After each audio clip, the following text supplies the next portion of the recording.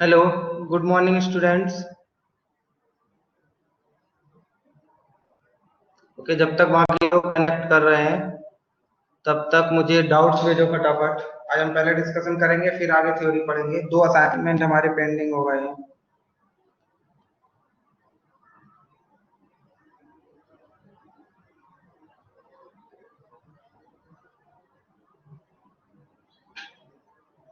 Okay, class assignment 1 के doubt भेजो फटाफट।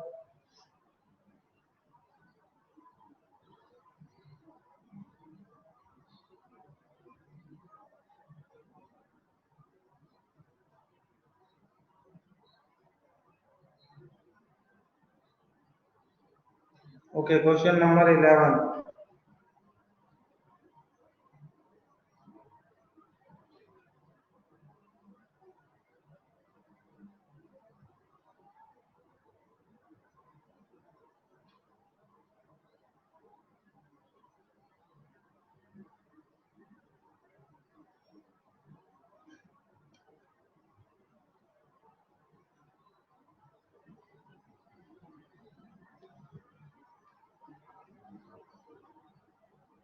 Okay, question number 11। और कोई डाउट है क्या?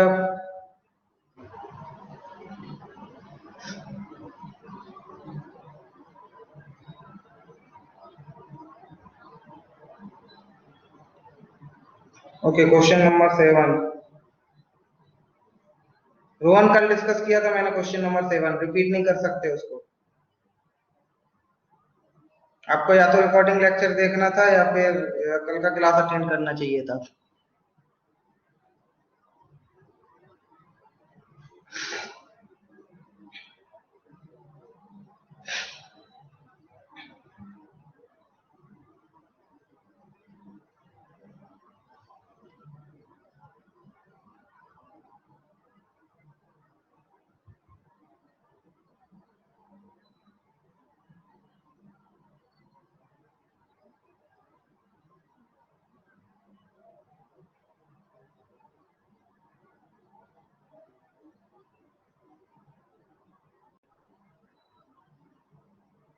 Home assignment. ओके, तो आप होम असाइनमेंट का पूछ रहे हो। मैं क्लास असाइनमेंट 1 की बात कर रहा हूँ। क्लास असाइनमेंट 1 में question number 10। Okay, question number 10 और क्वेश्चन नंबर 11।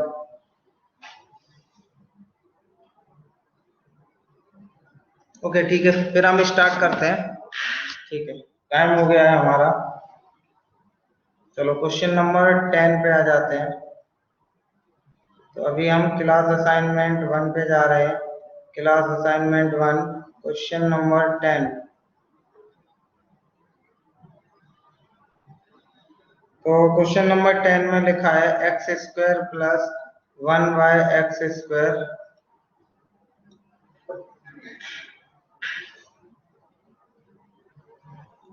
ओके, फिर minus 5x plus 1y x plus 6 equals to 0। ठीक है, तो देखो इसको कैसे सॉल्व करेंगे।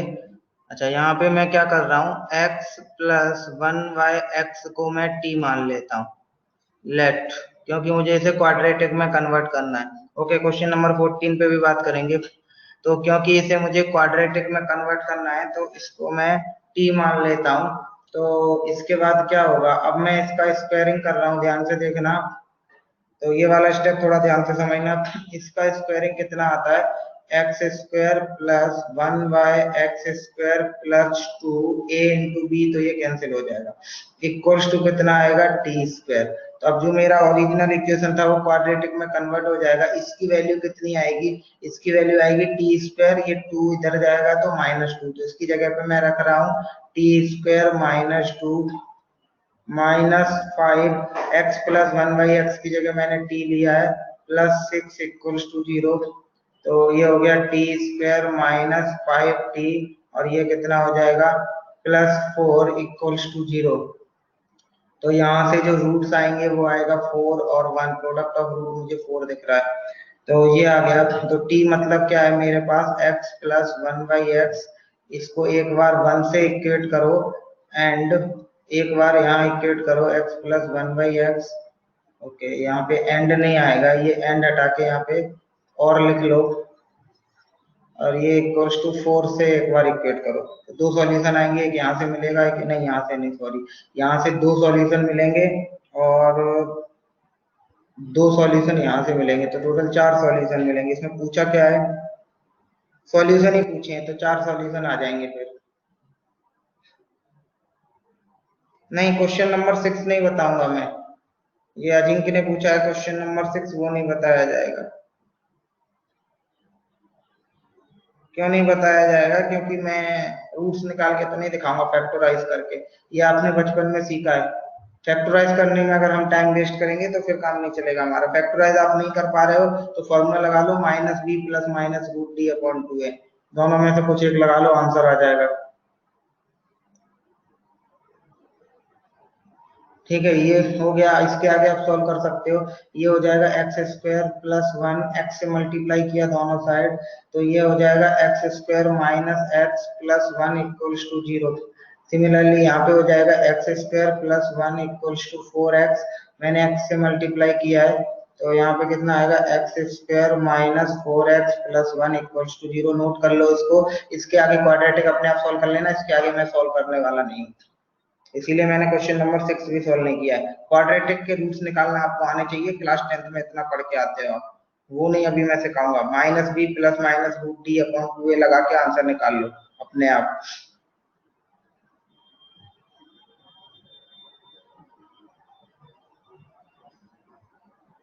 मैंने शायद एक कल एक क्वेश्चन किया भी था जिसमें फॉर्मूला लगा के दिखाया था सर, उसका आंसर नहीं आ रहा। बाकी लोग एक बार कंफर्म करो, क्वेश्चन नंबर 6 का आंसर मैच कर रहा है क्या? क्वेश्चन नंबर 6 का आंसर बस अपने सॉल्व किया होगा, मैच कर रहा है क्या? नोट। अच्छा, मैच नहीं करता क्वेश्चन नंबर 6 का आंसर? नहीं, ऐसा नहीं होगा कि आंसर नहीं आ रहा है, हो सकता है आंसर की मैं गलत हूँ। क्वेश्चन नंबर 6 का आंसर ठीक है, चलो ये सॉल्व करो फटाफट, ये खत्म करो, ये क्वेश्चन नंबर 10, फिर देख लेते हैं क्वेश्चन नंबर 6।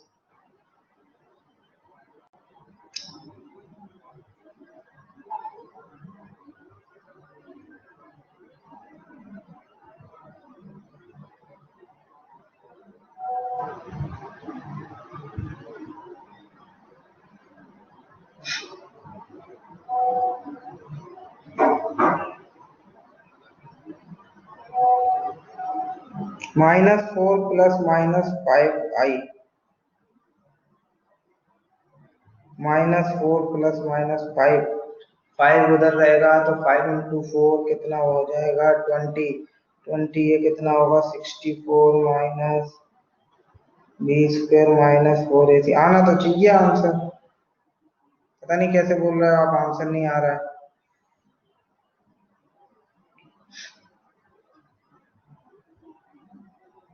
वही मैं बोल रहा हूँ ना, ये इतने सारे लोगों का आंसर नहीं आ रहा है, इनका आंसर कैसे मैच कर रहा है? अभी मैं फॉर्मूला लगा के भी दिखाऊंगा तो कैसे काम चलेगा? अभी फिर तो आप बोलोगे सर ये भी नहीं आगे सॉल्व होगा, इसका भी सर फॉर्मूला लगा के दिखाओ। ठीक है, चलो मैं क्वेश्चन नंबर 6 ही दिखा देता हूँ फॉर्मूला लगा के। चलो ये नोट कर लिया क्या सबने? इसके आगे अपने आप सॉल्व कर लेना।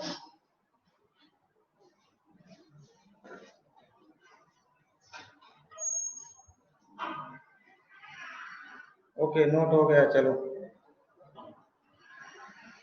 ठीक है। क्वेश्चन नंबर 6 देख लो अभी एक बार, पता नहीं क्यों डाउट है इसमें। X square plus 8x plus 41 equals to 0, तो इसमें क्या होगा? अरे आई का रूल क्यों समझ नहीं आ रहा? आई मैंने समझाया था आपको, इसका मतलब आपने मेरा फिर परसों का लेक्चर भी अटेंड नहीं किया है। मैंने बताया था आई किधर से आता है, 4-5 एग्जांपल भी लिए थे, सब समझाया था। ठीक है, अभी फिर से देख लेते हैं एक बार। तो यहाँ पे ये हो जाएगा -b, b मतलब 8 plus minus root b square मतलब 64 माइनस 4, a मतलब 1 और c मतलब 41 डिवाइडेड बाय 2, तो ये आएगा -8 प्लस माइनस रूट, ये कितना हो जाएगा, ये हो जाएगा 4 और 4 4 कितना हो जाएगा 16, तो ये हो जाएगा 64 माइनस दिस डिवाइडेड बाय 2, तो ये हो जाएगा -8 प्लस माइनस ये कितना आएगा माइनस का 104, तो 104 को हम कितना लिख सकते हैं 104 हमारा हो जाएगा 104 के फैक्टर करेंगे तो ये हो जाएगा 2 5 52, फिर यहाँ पे फैक्टर करेंगे 26, फिर फैक्टर करेंगे तो 13 और फिर ये इसके आगे नहीं सॉल्व होता है ना। 104 आ रहा है, ठीक है कोई बात नहीं, 104 आ रहा है तो ये 2 बाहर आ सकता है, इससे 2 बाहर आ गया, अंदर कितना बचेगा माइनस का कितना बचेगा ये 26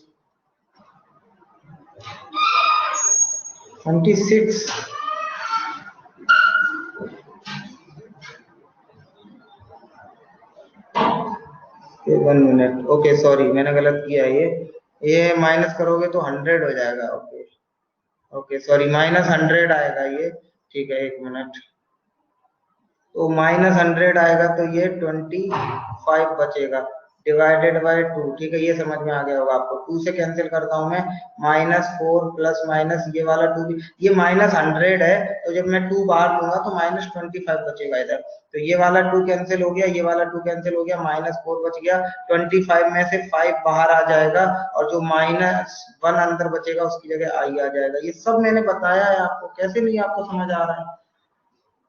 -16 का रूट निकाल के बताया था मैंने, 4 आई आता है, 16 का रूट हम 4 लिख देते हैं और जो माइनस नंबर बचता है उसकी जगह हम आई लिख देते हैं। मैंने 3-4 क्वेश्चन दिखाए थे, 3-4 एग्जांपल दिखाए थे, इसीलिए मैं बोल रहा हूँ ना आपने पिछला लेक्चर ठीक से अटेंड नहीं किया है, और अगर पिछला लेक्चर आप ठीक से अटेंड नहीं करोगे तो आगे फिर प्रॉब्लम आनी ही है, ये बात मैं पहले ही क्लियर कर चुका हूँ।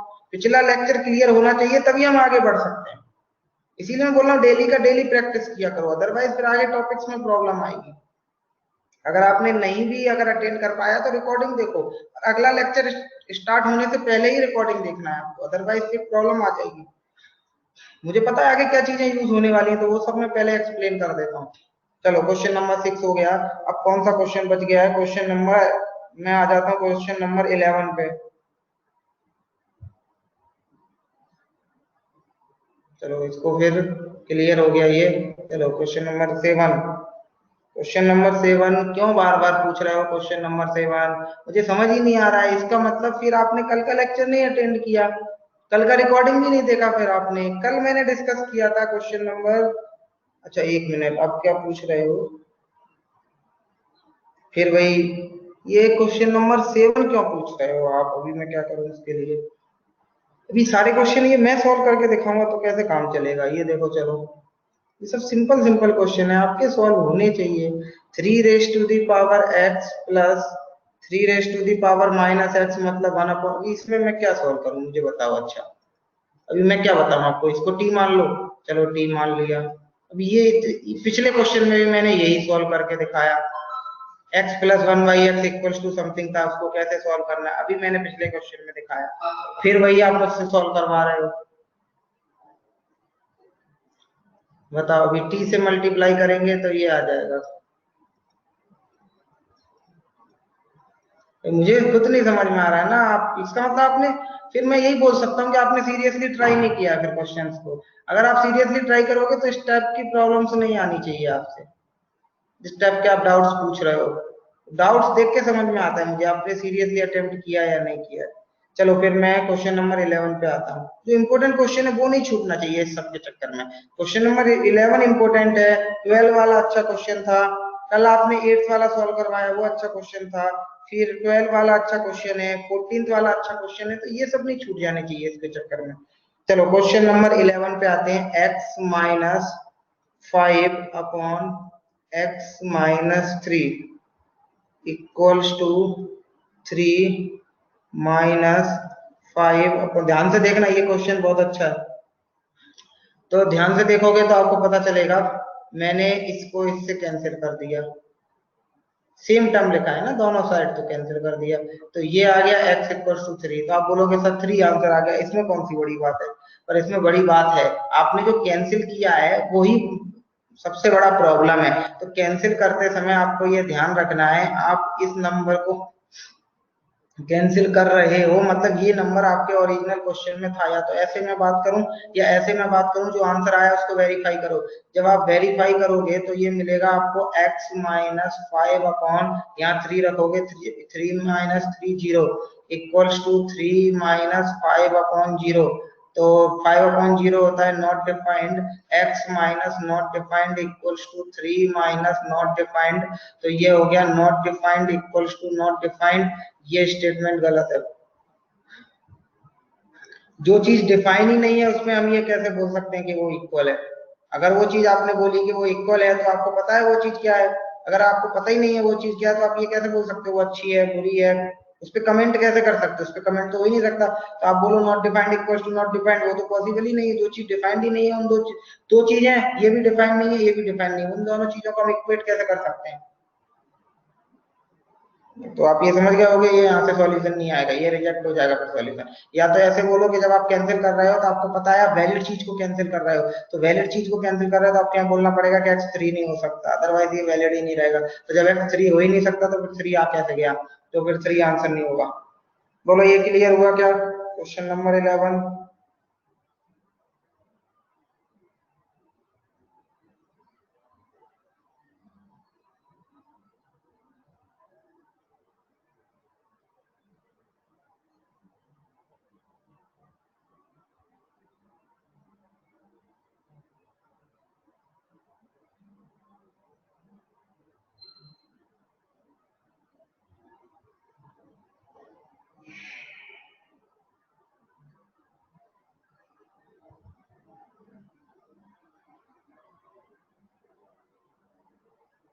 चलो इसको नोट कर लो, इसके बाद मैं क्वेश्चन नंबर 13 सॉल्व करूंगा। अच्छा क्वेश्चन है क्वेश्चन नंबर 13।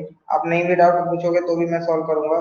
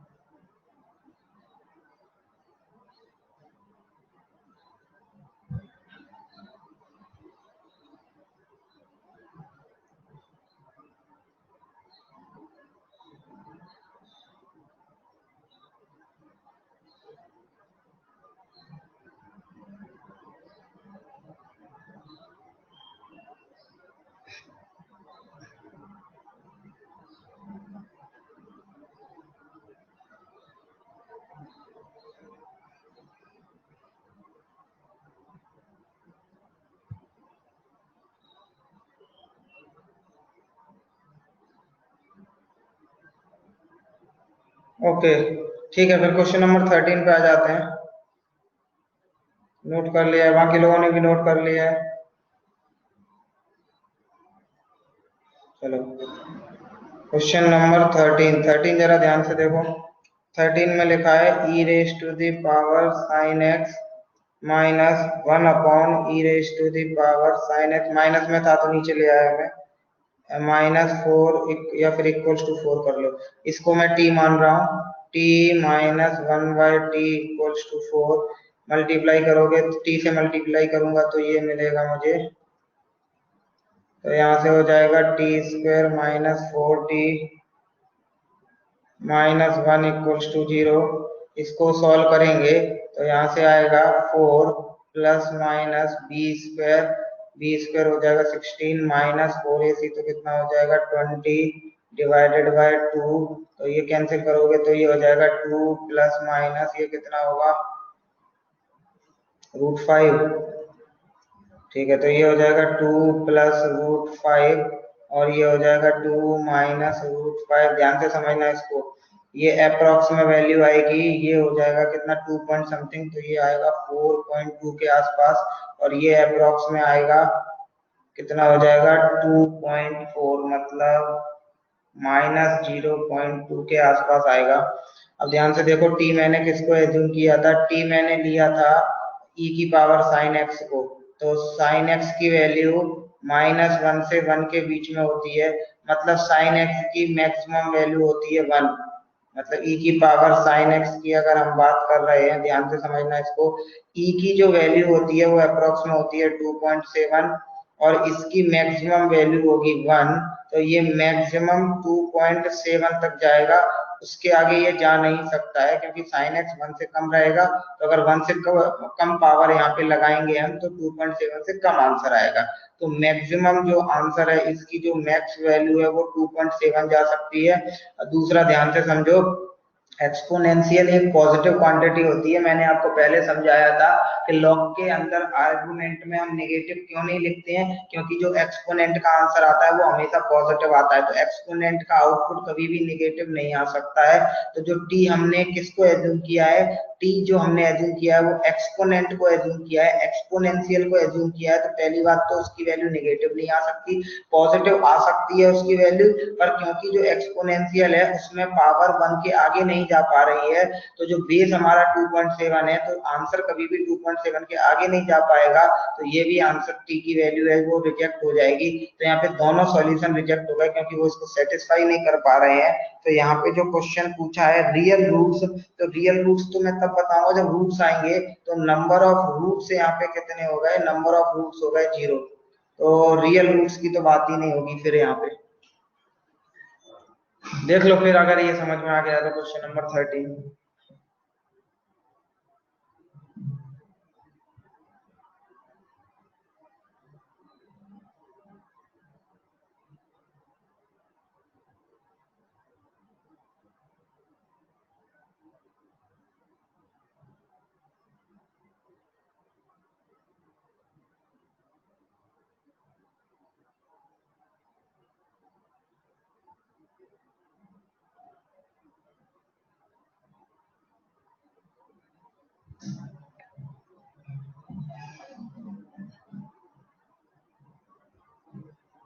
लास्ट पार्ट में ही डाउट था, अब क्लियर हो गया क्या? ओके। तो ये तो किसी ने नहीं, ये तो डाउट नहीं पूछा 13th वाला, इसीलिए मैं बोल रहा हूँ जो अच्छा क्वेश्चन है वो डाउट पूछा करो। वो पूछा नहीं किसी ने 13th वाला, वो मुझे अपनी साइड से बताना पड़ा।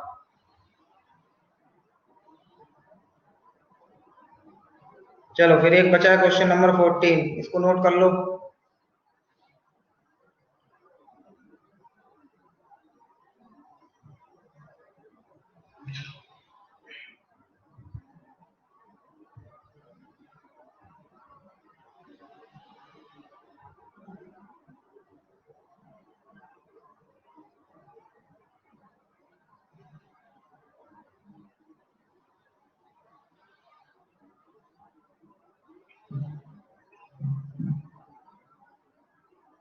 कार्तिक HA1 पे हम आएंगे अभी बाद में, पहले अभी CA चल रहा है, फिर HA में आएंगे तब उसके डाउट्स बताना।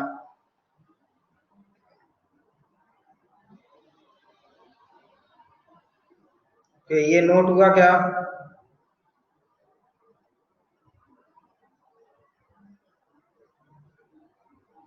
ओके ठीक है, ज्यादा नहीं था वैसे नोट, 2 ही लाइन थी। ओके, फिर हम क्वेश्चन नंबर 14 पे आते हैं।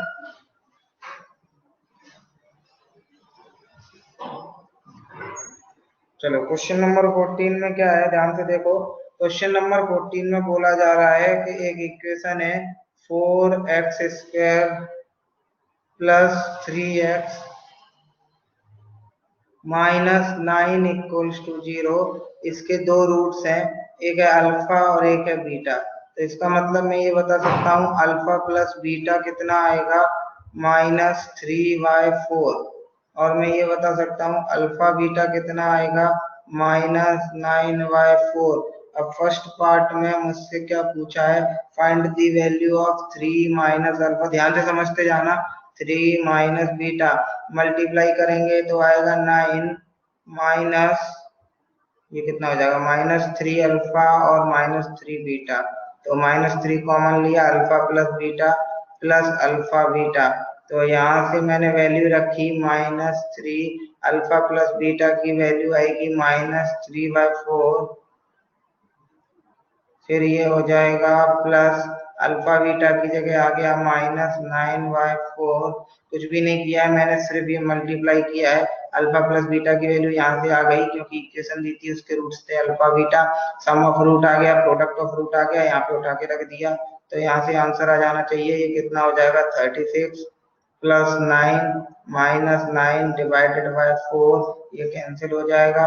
36 डिवाइडेड बाय 4 मतलब 9। तो ये आंसर है इसका।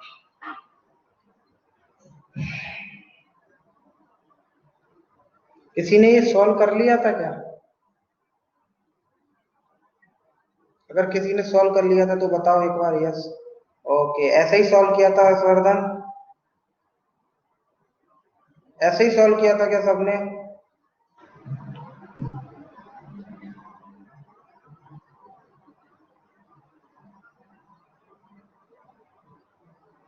Yes I solve it. नहीं, हाँ सॉल्व। ठीक है, तो बहुत अच्छी बात है अगर सॉल्व कर लिया था तो। अच्छा, फिर इसमें बी पार्ट और है, ये नोट कर लिया होगा। दूसरी स्टेप से किया। चलो फिर बहुत अच्छी बात है। अच्छा, फिर बी पार्ट सॉल्व हो गया क्या? बी पार्ट में तो फिर आई थिंक बी पार्ट किसी का सॉल्व हुआ? नो। जिसका सॉल्व हुआ है बताओ एक बार बी पार्ट। अगर ये सॉल्व कर लिया तो बी हो जाना चाहिए। गिरीश का हो गया, वेरी गुड गिरीश। गिरीश आपने मल्टीप्लाई किया इन दोनों को, मतलब ऐसे ही सॉल्व किया जैसे हमने ये वाला सॉल्व किया ए पार्ट, मतलब आगे मल्टीप्लाई करके ये कितना हो जाएगा 625। फिर ये हो जाएगा -25 अल्फा स्क्वायर। फॉर्मूला यूज करना है। Very good. फॉर्मूला कौन सा formula? Alpha square plus beta square plus alpha beta का होल स्क्वायर मल्टीप्लाई करके ये आ गया।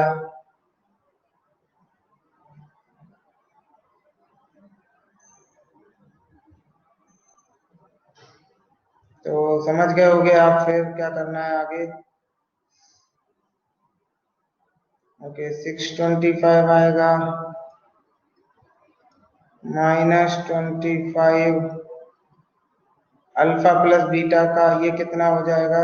ये हो जाएगा अल्फा प्लस बीटा का whole square -2 alpha beta plus alpha beta का होल स्क्वायर। सबकी वैल्यू रख दो और कैलकुलेट कर लो यहाँ पे। ये हो गया 625 -25 अल्फा प्लस बीटा की वैल्यू उसका स्क्वायर करना है तो यहाँ से कितना आएगा 9/16 माइनस 2 अल्फा बीटा की वैल्यू है -9/4 प्लस 9/4 का स्क्वायर कितना हो जाएगा 81/16। आगे अपने आप कैलकुलेट कर लेना क्या आंसर आता है। आई थिंक सबको समझ में आ गया होगा।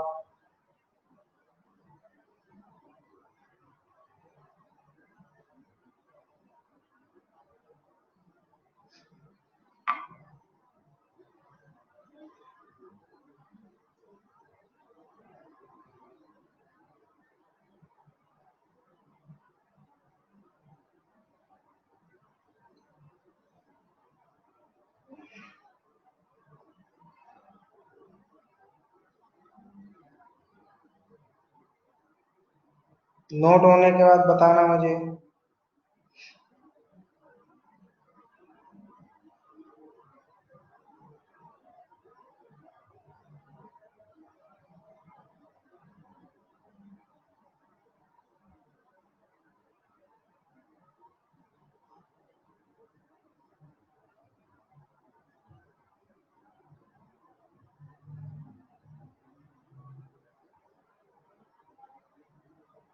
ओके, अजिंक्य ने नोट कर लिया, बाकी लोग बोलो नोट हो गया क्या?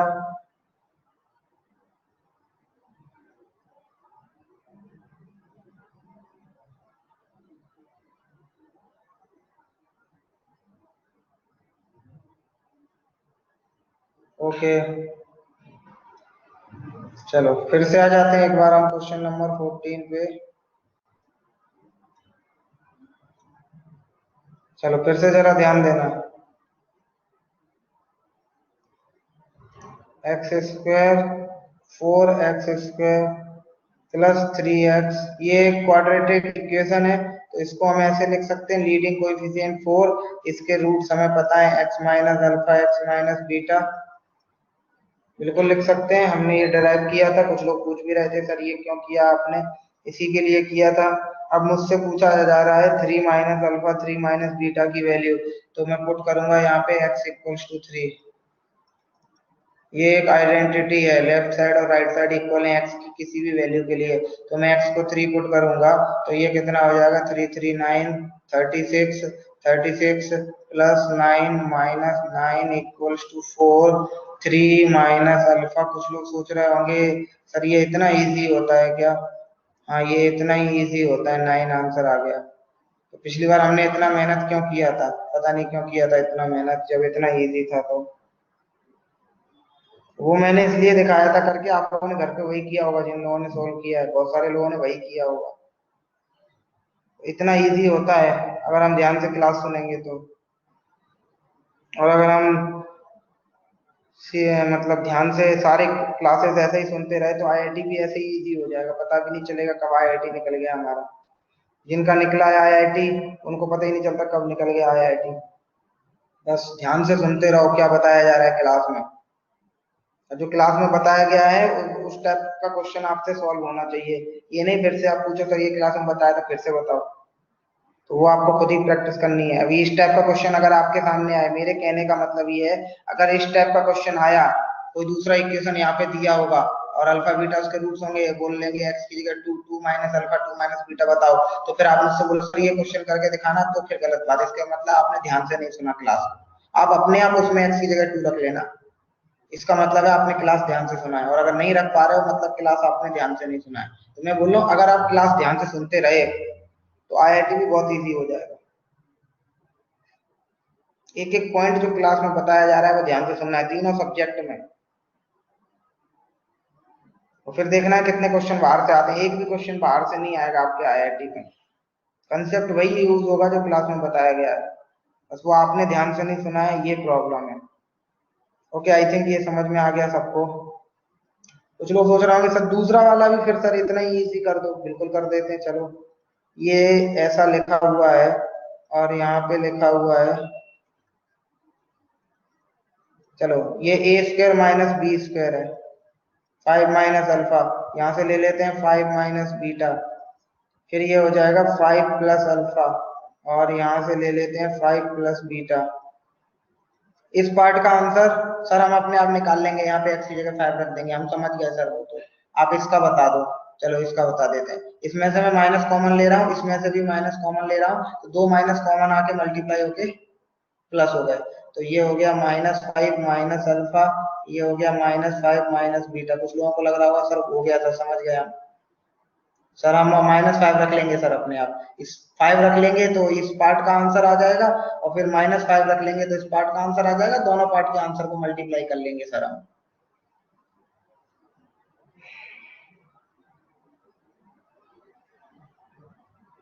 बोलो कितने लोग समझ गए ये बात,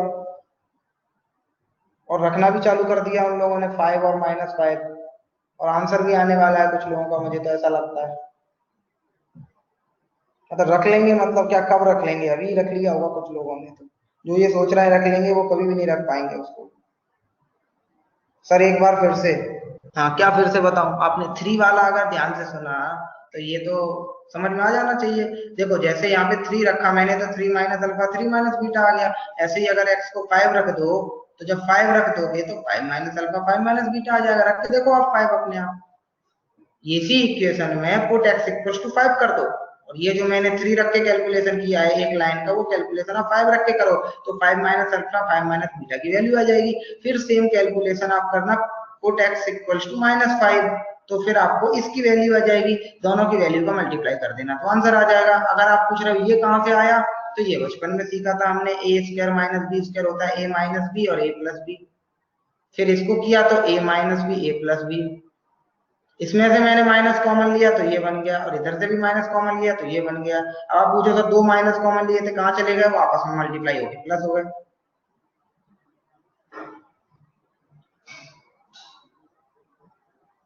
रख के देखो, आंसर आ जाए तो बता देना आ गया answer.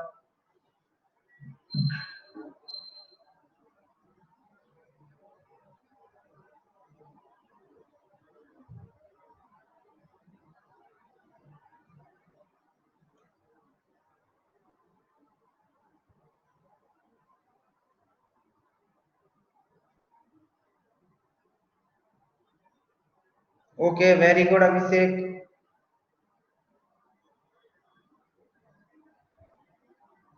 Okay, very good Gomti.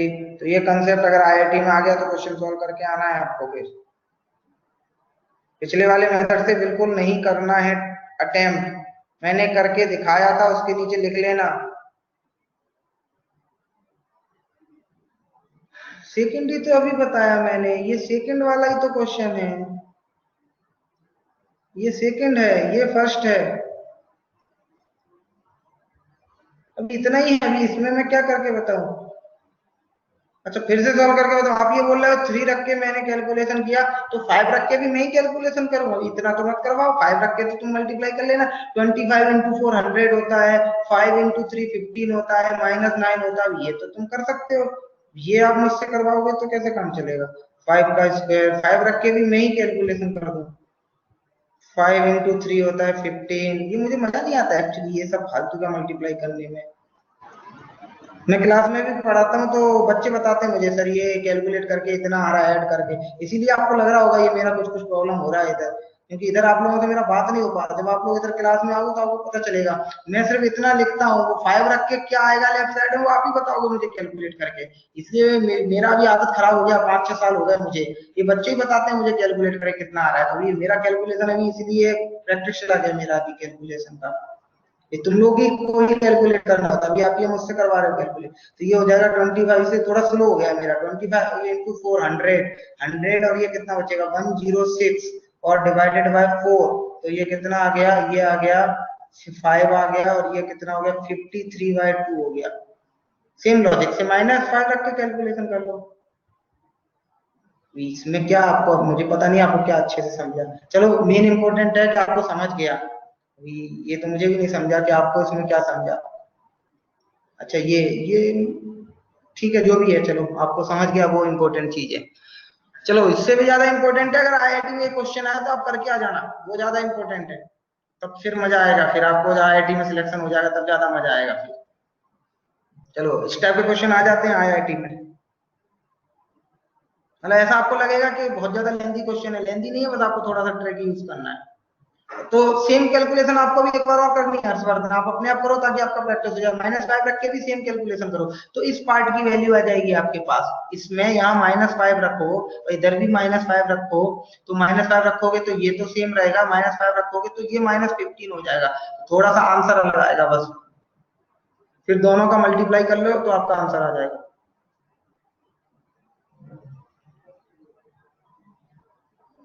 Okay चलो ठीक है, फिर ये खत्म हो गया हमारा क्लास असाइनमेंट का डिस्कशन। अब हम आ जाते हैं होम असाइनमेंट पे।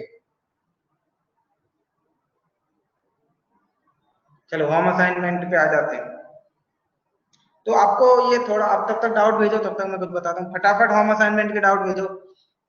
तो आपको ये यहाँ पे समझ में आ रहा होगा, तीनों सब्जेक्ट में अलग अलग क्राइटेरिया रहता है पढ़ाई करने का। मतलब मैथ्स में अलग क्राइटेरिया रहेगा, केमिस्ट्री में अलग रहेगा, और फिजिक्स में और भी अलग रहेगा क्राइटेरिया। केमिस्ट्री में क्या रहता है, बहुत सारी चीजें आपको ऐसा थियोरिटिकल रहती हैं, तो आपको वो याद रखनी पड़ती है दिमाग में। मैथ्स में थोड़ा सा अलग रहता है। मैथ्स में मैं थ्योरी बता दूंगा, पर वो क्या है, तो थ्योरी से आपका क्वेश्चन नहीं आने वाला है। जैसे आपने केमिस्ट्री में थ्योरी पढ़ा, थ्योरी याद की, आप डाउट नहीं भेज रहे हो, डाउट भेजो फटाफट, मैं उसके लिए वेट कर रहा हूँ। तो होम असाइनमेंट में डाउट भेजो आप, होम असाइनमेंट 1 में। तो जो आप थ्योरी पढ़ते हो उस पर डायरेक्ट क्वेश्चन आ जाता है थ्योरी वाली लाइन पे, तो ऐसा मैथ्स में नहीं होगा।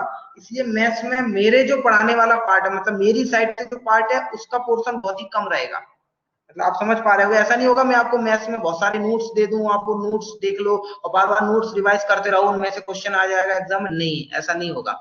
हाँ, वो कंसेप्ट जो मैंने नोट्स में बताया वो कंसेप्ट यूज होगा आपका, पर उस पे ऐसे क्वेश्चन नहीं आ जाएगा कि वो कंसेप्ट पूछेंगे बताओ ये कंसेप्ट क्या है, एक्सप्लेन दिस कंसेप्ट, तो इस टाइप से क्वेश्चन नहीं आएगा। तो मैथ्स सब्जेक्ट में अगर आपको मार्क्स चाहिए तो उसमें मेरे से ज्यादा आपकी मेहनत होती है। मतलब मैंने आपको एक कंसेप्ट बताया तो वो कंसेप्ट पे आप क्वेश्चन लगाओ, पर ऐसा नहीं आप कह सकते कि मेरे पास क्वेश्चन नहीं है उसके लिए। वैसे तो मैं बुकलेट में बहुत सारे क्वेश्चन देता हूँ, उसके बाद भी आपके पास सिंगेज है, मैंने बोला था, मैंने जिसको प्रॉब्लम आ रही है उनके पास सिंगेज है उस टॉपिक के, आप क्वेश्चन सिंगेज में से उठाओ और लगाओ कितने क्वेश्चन लगाने हैं। हर एक टॉपिक पे कंसेप्ट एप्लीकेशन दिया जाता है। मतलब सिंगेज में किस टाइप से, अगर आपने देखा होगा तो पहले वो एक छोटा सा टॉपिक पढ़ाते हैं, फिर उसके सॉल्व एग्जांपल रहते हैं, फिर उसका कंसेप्ट एप्लीकेशन रहता है। आप सॉल्व एग्जांपल सॉल्व करो, फिर कंसेप्ट एप्लीकेशन सॉल्व करो, पीछे आंसर की दी रहती है, सॉल्यूशन भी दिया रहता है। मतलब कितना प्रैक्टिस करना है आपको।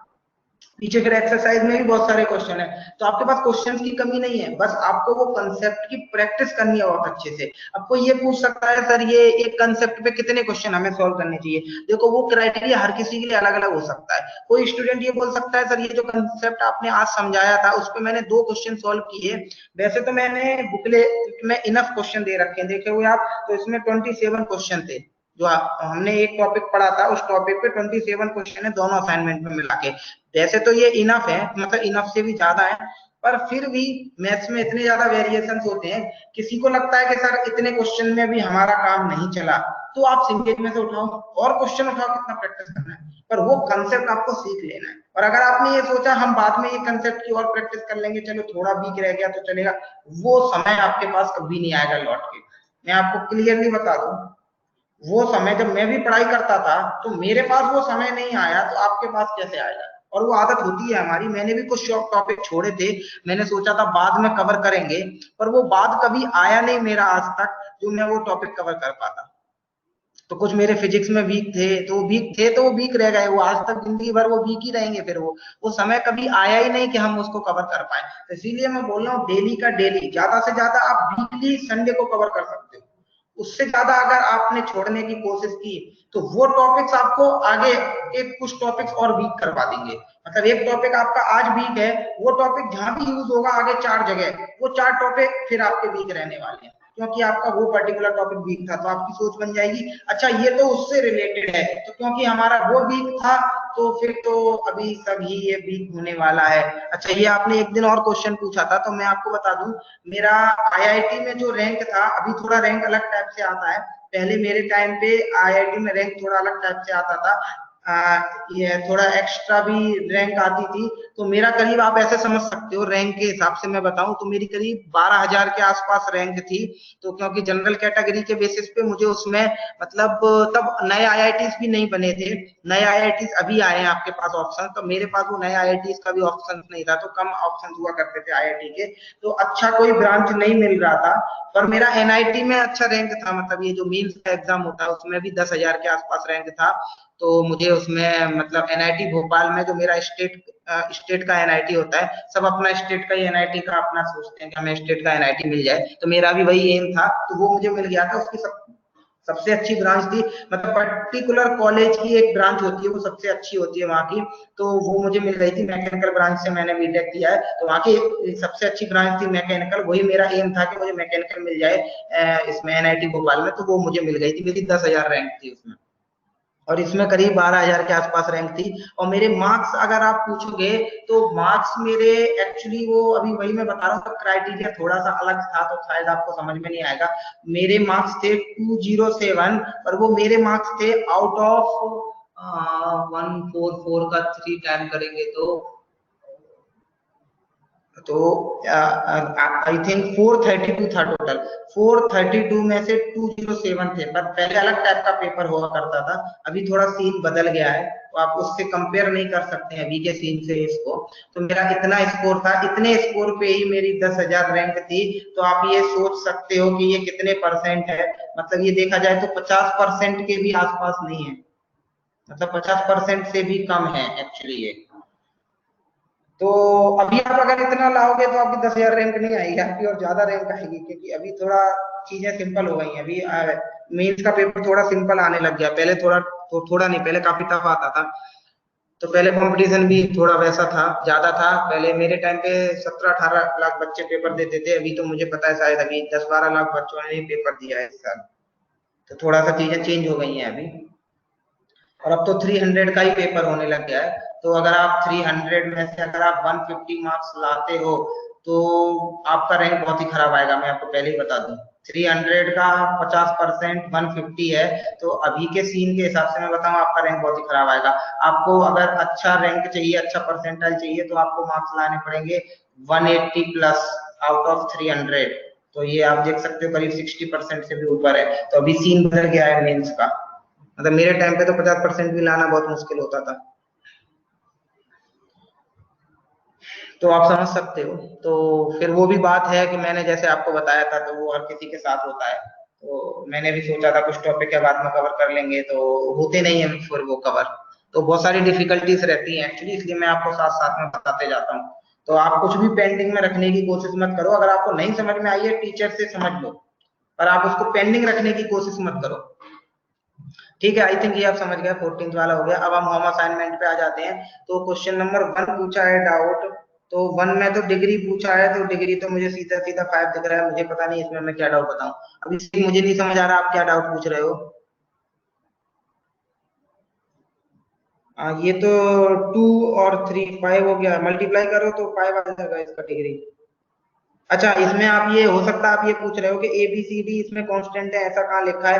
तो वो बुकलेट में लिखा नहीं है, हमें मान के डिग्री निकालनी पड़ेगी, अदरवाइज आपका आंसर नहीं आएगा। तो आप मान लो a b c d constant है, उसके बाद डिग्री इसका 5 है। अभी मैं इसमें सॉल्व करके दिखाऊं, मतलब मुझे नहीं पता मैं क्या सॉल्व करके दिखाऊं। ये तो 2 और 3 5 ऐसे ही दिख रहा है मुझे। तो वो ऐसे ही देखने वाला क्वेश्चन है फालतू का। तो देख के आंसर बताना है, उसमें कुछ सॉल्व नहीं करना है। ठीक है, आई थिंक अभिषेक आप समझ गए होंगे। तो नेक्स्ट क्वेश्चन नंबर है मेरे पास 7 बताना है मुझे, 11 बताना है, 13 बताना है। अगर मैं कुछ नहीं छोड़ रहा हूँ तो 7, 11 और 13। ठीक है, तो 7th वाला क्वेश्चन है, इसमें क्या बताना है। चलो ठीक है, 7th वाला क्वेश्चन देख लेते हैं, फिर 11 और 13 पे आते हैं। 11 और 13। अच्छा ठीक है, अच्छा क्वेश्चन है। चलो पहले 7 पे आ जाते हैं।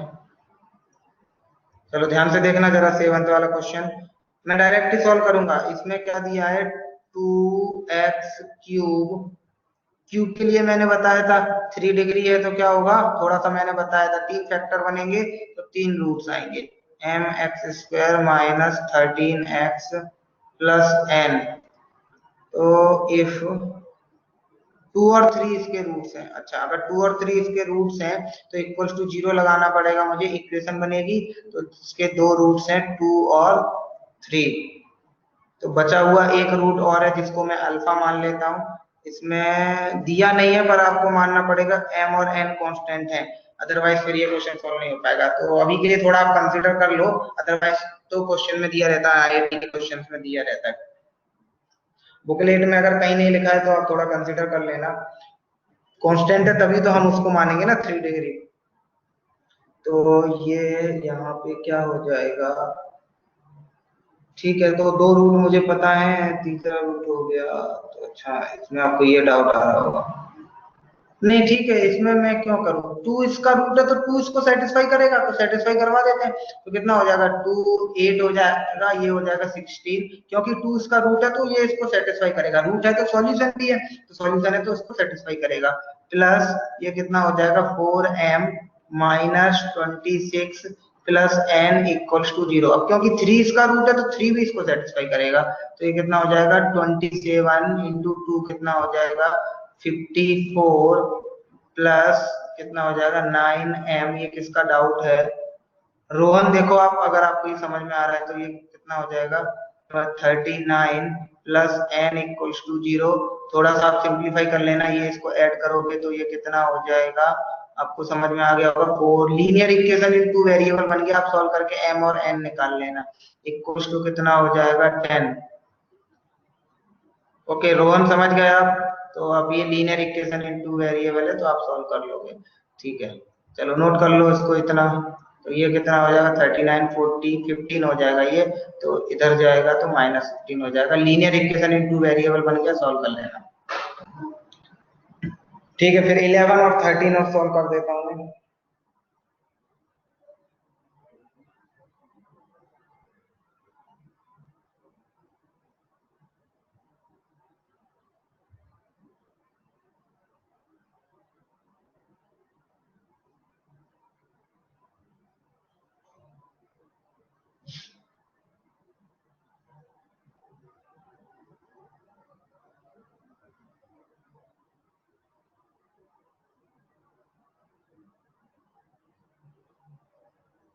ठीक है, आई थिंक नोट कर लिया होगा, 2 ही लाइन थे। रोहन नोट कर लिया क्या?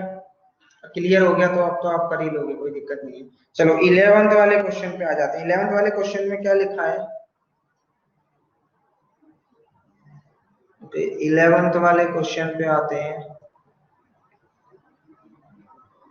इसमें दिया है लॉग, यहाँ पे लिखा है 4 और यहाँ पे लिखा है x माइनस 1 इक्वल्स टू, ध्यान से देखना जिसका भी डाउट था, ये पूजा का डाउट है, 2x माइनस 3। ये डिस्कशन बहुत ही इंपॉर्टेंट है, डिस्कशन में अच्छे से पढ़ लिया करो, इसीलिए मैं अभी बता रहा था, क्योंकि थ्योरी से ज्यादा इंपॉर्टेंट है ये आपकी प्रैक्टिस। तो आप जितना प्रैक्टिस करोगे और जितना आपको डाउट आएगा, जितना आप डाउट क्लियर करोगे, उतना ही ज्यादा अच्छा है मैथ्स में। क्योंकि बहुत सारी चीजें यहाँ से क्लियर होती हैं, मैं कैसे स्टेप लिख रहा हूँ, क्या कंसेप्ट लगा रहा हूँ। तो ये जो 4 था तो ये 2 स्क्वायर हो जाएगा, और ये जो स्क्वायर वाला 2 है वो इधर आएगा तो वो 1/2 हो जाएगा। ये फॉर्मूला अभी तक आपको याद होगा, मतलब अगर बेस में अगर पावर होता है तो वो 1 में इधर बाहर आता है। अब हम क्या कर सकते हैं, ठीक है, इस 1/2 को मैं अंदर ले जा रहा हूँ, तो ये हो जाएगा log 2, ये हो जाएगा root x minus 1 equals to log 2 x minus 3। तो ये इससे कैंसिल हो गया, and taking anti log both side, तो फिर ये हो गया root x minus 1 equals to x minus 3।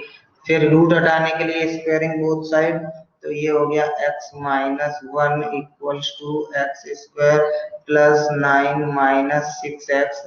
तो यहाँ से क्वाड्रेटिक बनेगा एक्स स्क्वायर, ये इधर आएगा तो माइनस 7x, और ये 1 इधर आएगा तो plus 10 equals to 0। Product of root करेंगे तो 5 और 2 हो जाएगा।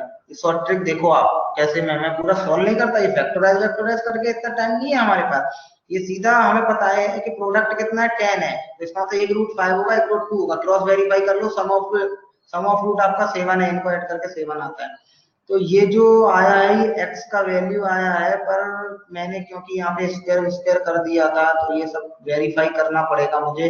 5 यहाँ रखो तो ये 5 माइनस 1 कितना हो रहा है, 4। मतलब मैं ये बता रहा हूँ, ये लॉग के अंदर नंबर है, ये निगेटिव नहीं हो जाना चाहिए, क्योंकि लॉग इसमें, ये क्वाड्रेटिक का क्वेश्चन नहीं था, ये लॉग का क्वेश्चन था, हमने जबरदस्ती इसको क्वाड्रेटिक बनाया है। तो जो क्वाड्रेटिक के आंसर आए वो जरूरी नहीं है हमारे क्वेश्चन के आंसर हो, मतलब जो क्वाड्रेटिक के रूट्स हैं वो तो सही है कि ये रूट्स इस क्वाड्रेटिक के हैं, पर ये रूट्स इसके होंगे इसकी कोई गारंटी नहीं है, सेटिस्फाई करवा के देखना पड़ेगा। तो 5 यहाँ रखोगे और 5 यहाँ रखोगे तो वेरीफाई होता है, लेकिन जब 2 यहाँ रखने जाओगे तो ये तो पॉजिटिव होगा, लेकिन ये माइनस में चला जाएगा तो ये नॉट डिफाइंड हो जाएगा। तो defined equal to not defined, तो इसलिए गलत है, ये हटा दिया मैंने, ये रख लिया। ये स्टेप बहुत ही इंपॉर्टेंट है, ये आप मिस्टेक मत करना, मैं आपको फिर बता रहा हूँ। आंसर निकालने के बाद ज्यादा खुश मत हो जाना कि हमने तो आईआईटी का क्वेश्चन सॉल्व कर लिया, उसके बाद आपको पता भी नहीं चलेगा आपके साथ क्या हुआ है। आपको मिलना चाहिए +4 और आपको मिलेगा -1, और कहीं कहीं तो -2 तक होती है नेगेटिव मार्किंग एडवांस के पेपर में। तो ये छोटी छोटी गलतियां ये मत कर देना। मैं हर क्वेश्चन में, मुझसे भी एक क्वेश्चन में छूट गया था, मैंने वापस फिर बताया आपको, वो कभी छूट जाए तो आप मुझे बता दिया करो। ये स्टेप्स आप अपनी प्रैक्टिस में ही ले आओ, क्योंकि हमने ये सब गड़बड़ किया है ना, लॉग को हमने क्वाड्रेटिक बनाया, फिर हम बोल रहे हैं जो ये लॉजिकल है ना, हम बोल रहे हैं जो क्वाड्रेटिक के रूट्स है वो लॉग के भी रूट्स होने चाहिए। भाई क्यों होने चाहिए वो लॉग के रूट्स, लॉग एक अलग फंक्शन था, क्वाड्रेटिक अलग, हमने क्वाड्रेटिक सॉल्व किया, आंसर बता दिया, पर क्वेश्चन में तो लॉग का क्वेश्चन पूछा गया था ना, तो ये तो हमारी मिस्टेक है ना, हमने क्वेश्चन को पहले मोल्ड किया, फिर कुछ तो निकाला, फिर हमने बोला ये ओरिजिनल क्वेश्चन से आया, बिल्कुल नहीं आया ओरिजिनल क्वेश्चन से। तो ऐसा हो सकता है कि दोनों वेरीफाई कर जाए, मैं ये नहीं कह रहा कि दोनों वेरीफाई नहीं कर सकते, बिल्कुल कर सकते हैं, पर गारंटी के साथ हम नहीं बोल सकते कि दोनों वेरीफाई करें, हो सकता है एक भी ना करे, कई क्वेश्चन में हमने देखा है। और आईआईटी से पूछते रहता है नंबर ऑफ सॉल्यूशन बताओ, नंबर ऑफ रूट्स बताओ, पता चला 0 ही हो गए, और आईआईटी ऐसे ऑप्शन भी देता है 0 1 2 3, आप कंफ्यूज हो जाओगे, 2 दिख रहा है टिक लगा दोगे, पता चला 1 भी हो सकता है 0 भी हो सकता है। तो ये सब चीजें ध्यान रखना, ये बहुत ही इंपॉर्टेंट स्टेप है, ये गलतियां होती रहती हैं। तो इसीलिए मैं बोलता हूँ प्रैक्टिस इतनी करो कि जितनी गलतियां हो सकती हैं सब यही कर लो, और गलतियां कर करके सीख लो आप। चलो एक गलती बार बार होगी, चलो कितने बार होगी, 2 बार, 4 बार, 8 बार, 10 बार, फिर आपके दिमाग को पता चल जाएगा नहीं अब ये गलती मुझे नहीं करनी है। इसीलिए मैं बोलता हूँ बहुत प्रैक्टिस की जरूरत है। हम ये नहीं बोल सकते कि इतनी प्रैक्टिस हो गई इनफ है, कोई लिमिट नहीं है उस इनफ की। जितनी ज्यादा प्रैक्टिस करोगे उतनी ज्यादा आपको अपनी गलतियां पता चलेगी, अपनी गलतियां या क्या क्या गलतियां हो सकती हैं रिगार्डिंग क्वेश्चन। तो ठीक है, आई थिंक आप समझ गए, यहाँ तक नोट कर लिया तो बता दो मुझे, फिर हम आगे बढ़ते हैं क्वेश्चन नंबर 13 पे।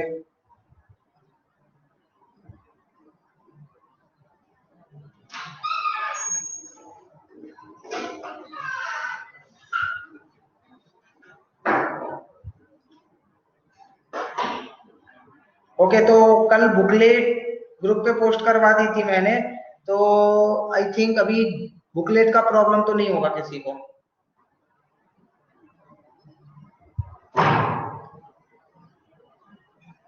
आपने दूसरे तरीके से किया, दूसरे तरीके से किया, आंसर यही आया था क्या आपका हर्षवर्धन, यही आंसर आया था क्या?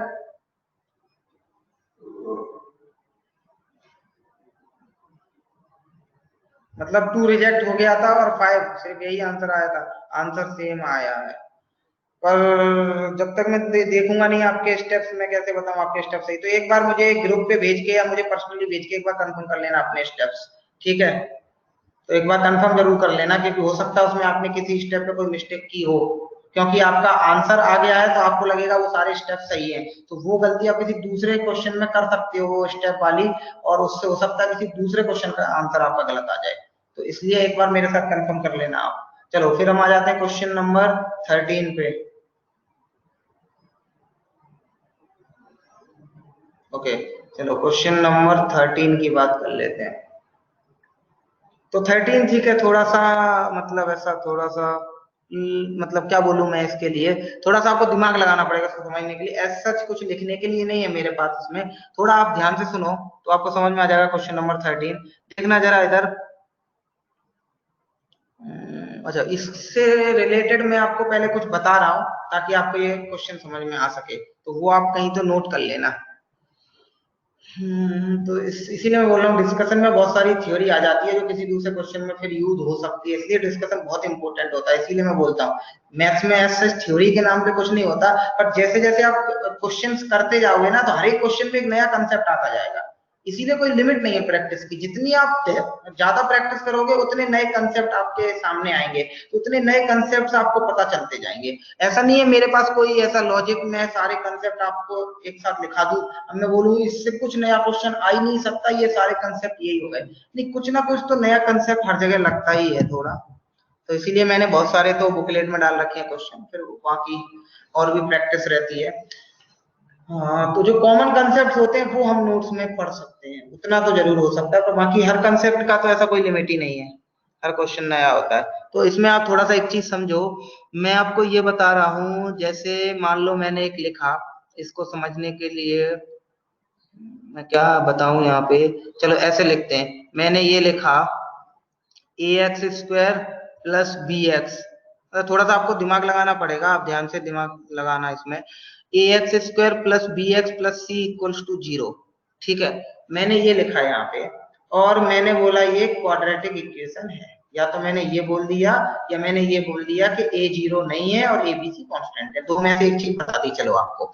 अब मैं यहाँ पे बोल रहा हूं कि अगर ये क्वाड्रेटिक इक्वेशन है, पहली बात तो अगर ये क्वाड्रेटिक इक्वेशन है तो x को सिर्फ दो वैल्यू सेटिस्फाई करेंगी, मतलब मैंने आपको लिखवाया था एग्जैक्टली 2 रूट्स, मतलब दो से ज्यादा वैल्यू इसको सेटिस्फाई नहीं कर सकती है x को, मतलब वो दो वैल्यू अलग अलग भी हो सकती है और सेम भी हो सकती है, अगर सेम हुई तो हम बोलेंगे x की एक ही वैल्यू इसको सेटिस्फाई कर रही है, पर रूट्स दो आएंगे।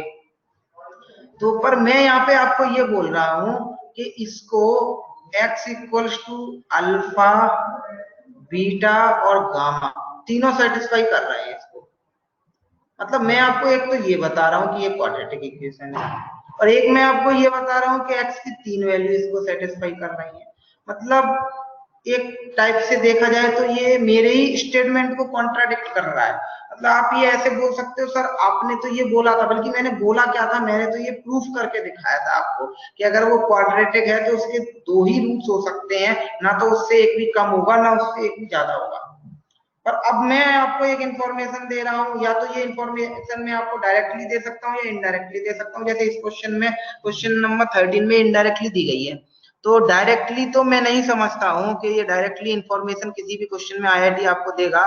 मतलब फिर तो आईआईटी क्या कर रहा है, आपको सीधे सीधे फ्री के मार्क्स ही दे रहा है। मतलब फिर वो इंफॉर्मेशन क्यों देगा, वो तो आपको मार्क्स दे देगा +4 ले लो चलो बोनस है।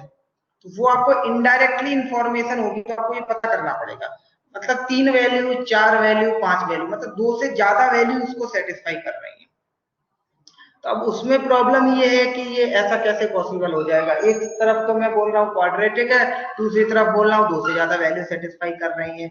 पर ठीक है, अभी दोनों इंफॉर्मेशन क्वेश्चन में दिया गया, तो हम ये बोल सकते हैं कि ये हाइपोथेटिकल क्वेश्चन है।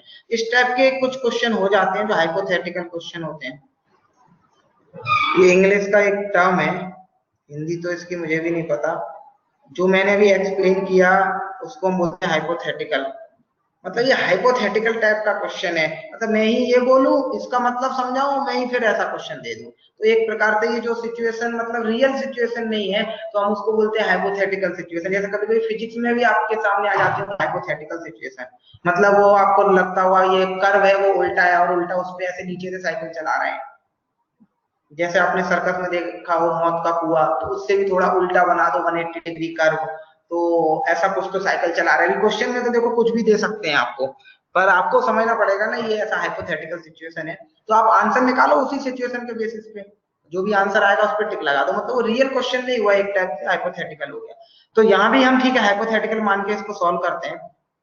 तो अब मैं यहाँ पे ये बोल रहा हूँ, भले ही मुझे बताया गया है क्वाड्रेटिक इक्वेशन है, पर ये मैं कहूंगा कि ये स्पेशल क्वाड्रेटिक इक्वेशन है, क्योंकि 3 वैल्यू इसको सेटिस्फाई कर रहे हैं। तो इसका मतलब है कि इसके 3 फैक्टर होने चाहिए। मतलब ये ऐसा होना चाहिए a x minus alpha, x minus beta और x माइनस गामा, ऐसा होना चाहिए, क्योंकि ये तीनों इसको सेटिस्फाई कर रहे हैं। और अगर ये ऐसा होगा तो इसका डिग्री तो फिर 3 हुआ, मतलब इसका डिग्री तो 2 होगा नहीं। तो इसका मतलब मैं क्या बोलूंगा, कोई तो एक चीज गड़बड़ है, या तो ये गड़बड़ है या तो ये गड़बड़ है। तो मैं यहाँ पे ये बोलूंगा कुछ भी गड़बड़ नहीं है, ये इन्फॉर्मेशन भी सही है। ये भी देखना मैं कैसे हाइपोथेटिकल आंसर देता हूँ। मतलब आप इसमें डाउट मत पूछना सर, आप ये मतलब फिर से समझाओ, या आपने ये क्या बताया सर हमें तो समझ में नहीं आया, हाइपोथेटिकल है, नहीं समझ में आया तो नहीं समझ में आया। मतलब मैं बोल रहा हूँ कि तीनों वैल्यू सेटिस्फाई कर रही हैं, तो इसका जो मल्टीप्लाई जब मैं करूंगा तो मुझे क्लियरली दिख रहा है कि ax³ आएगा।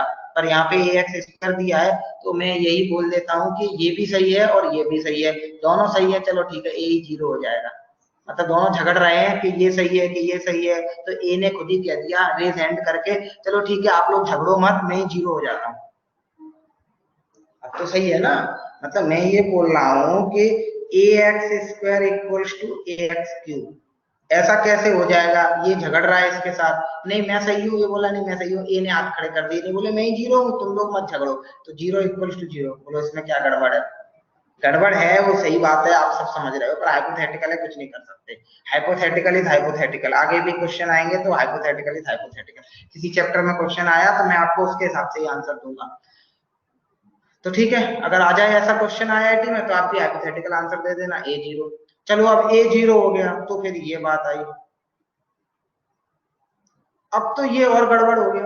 अब तो ये हुआ कि bx इक्वल्स टू, यहाँ पे जो भी बनेगा x का कोएफिशिएंट, तो वो तो फिर और भी गड़बड़ है, फिर x² का भी कोएफिशिएंट यहाँ पे बनेगा। तो फिर वही सेम गड़बड़ हुई, आप मल्टीप्लाई करके देखोगे तो आपको पता चलेगा। तो फिर झगड़ा हुआ तो b ने बोल दिया नहीं नहीं झगड़ो मत, कोई बात नहीं, मैं भी 0 हो जाता हूँ।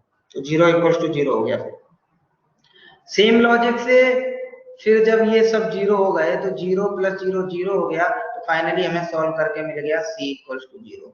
तो फाइनली हमें पता चला a equals to 0, b equals to 0 and c equals to 0। मतलब फिर आप कहोगे सर जब सब कुछ ही 0 है तो फिर सर ये कैसा इक्वेशन है, hypothetical equation. This is hypothetical equation, this is hypothetical question and answer is also hypothetical. मतलब आप बोलोगे जब तक इसको भी 0 लिखो, इसको भी 0 लिखो, सबको 0 ही लिखो, तो फिर ये तो 0 इक्वल्स टू 0 है। मतलब ये पूछा भी क्यों गया, बिल्कुल पूछा गया, क्या कर सकते हैं अभी उसके लिए। तो आई थिंक आप समझ गए होंगे, नोट कर लो। फिर मैं ये क्वेश्चन समझाऊंगा 13, थोड़ा रफ वर्क था। इसमें भी देखो 3 वैल्यू इसको सेटिस्फाई करेंगे, आप अपने आप देख लेना। ये नोट कर लो और उसके बाद अपने आप 13 वाला क्वेश्चन देख लेना। मैं बता देता हूँ कौन कौन से वैल्यू इसको सेटिस्फाई करेंगे। x इक्वल्स टू ए डाल के देखो, दोनों side a equals to a हो जाएगा, अपने आप पुट करके देखो। फिर x equals to b put करके देखो, दोनों side b equals to b हो जाएगा।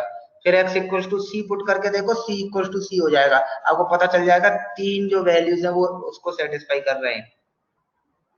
अब आप ये बोल सकते हो सर इसमें कहाँ लिखा है ये क्वाड्रेटिक, बिल्कुल लिखा नहीं है। एबीसी को हम कांस्टेंट मान लेते हैं, ये 2 डिग्री इक्वेशन है, मल्टीप्लाई करके देख लो। वैसे तो मल्टीप्लाई करना काफी डिफिकल्ट है, पर दो ही तो ब्रैकेट दिख रहा है ना हर टर्म में। हर टर्म में अगर दो ही ब्रैकेट दिख रहे हैं तो हर टर्म में 2 डिग्री एक्सप्रेशन आएगा, तो ऐड करोगे तब भी 2 डिग्री एक्सप्रेशन आएगा। तो ये 2 डिग्री एक्सप्रेशन है जिसमें 3 वैल्यू सेटिस्फाई कर रही हैं। एबीसी को हम कांस्टेंट मान के क्वेश्चन सॉल्व कर रहे हैं, क्योंकि ये लिखा नहीं है बुकलेट में, थोड़ा आप कंसिडर कर लो।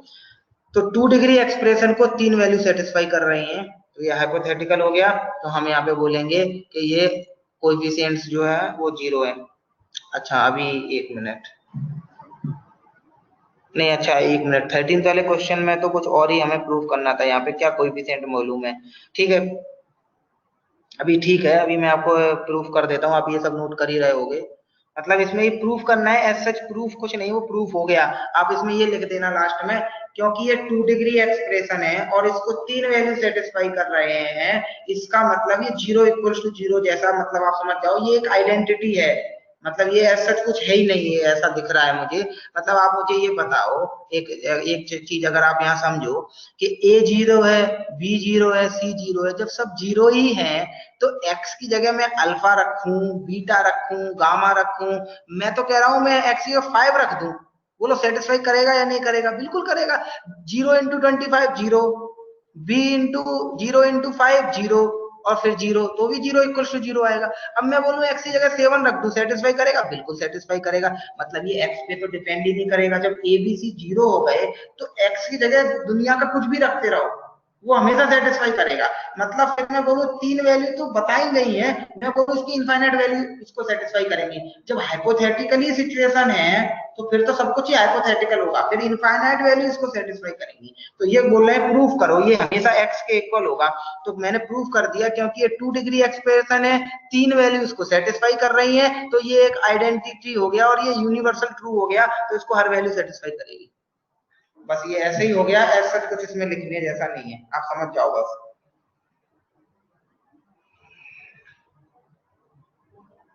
नोट हो जाए तो मुझे बता देना।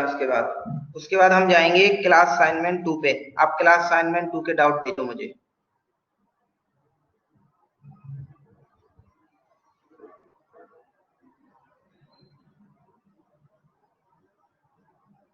उसके नीचे लिख लेना, this is an identity and this is universal true. इसके नीचे अगर ये ए बी सी सब 0 हो जाए तो इसका मतलब है ये एक आइडेंटिटी हो गया। अब ये यूनिवर्सल ट्रू है, एक्स की कोई भी वैल्यू डालते रहो वो 0 इक्वल टू 0 ही रहेगा। मतलब this is identity and this is universal true.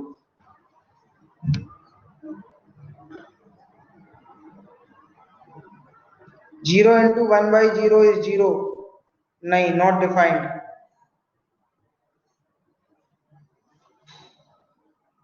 ये किधर से आया आपका? 1/0 किधर से हो रहा था?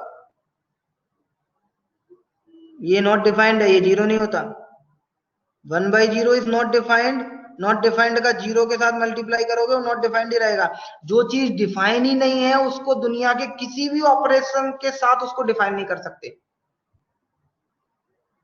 मतलब आप कहो कि 0 से मल्टीप्लाई करके उसको डिफाइन कर देंगे, नहीं, मैं कह रहा हूँ 0 से मल्टीप्लाई तो भूल जाओ। मैं कह रहा हूँ दुनिया का ऐसा कोई ऑपरेशन नहीं है जिससे वो नॉट डिफाइंड चीज डिफाइंड हो जाएगी।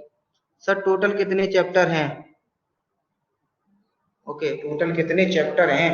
टोटल बहुत सारे चैप्टर हैं, आप पढ़ते रहो बस, कोई लिमिट नहीं है इसकी। हाँ मतलब मोटा मोटा आइडिया दूं मैं तो कितने चैप्टर होते हैं टोटल। ठीक है, आप ये नोट करो, मुझे डाउट भेजो, मैं काउंट करके बता रहा हूँ। मैं काउंट करके बता रहा हूँ तब तक। टोटल चैप्टर हो जाएंगे आपके 1 2 3 4 5 6 7 8। 8 के बाद हो जाएंगे 8, 8 + 5 13। 13 के बाद इधर कितने हो जाएंगे? 1 2 3 4 5 6 7 7 7 8 8 8 9। 9 तो ये कितना हो गया 17 प्लस 5 22 22 प्लस 2 24 24 25 26 27 27 के बाद और 2-3 मान लो 31 के आसपास जाएंगे चैप्टर। छोटे मोटे चैप्टर सब मिला के 31 के आसपास जाएंगे।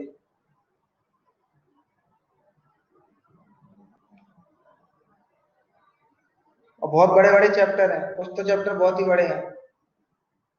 मतलब अब ये समझ के चलो, अगर आपने आईआईटी करने का डिसीजन लिया है तो बहुत ही ब्रेव डिसीजन है ये आपका।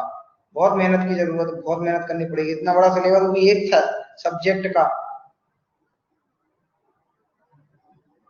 हाँ बिल्कुल, स्टडी पूरा होता है, रिवीजन भी पूरा होता है, सब पूरा होता है। बस आपको सेल्फ स्टडी करना पड़ेगा 8-9 घंटे डेली।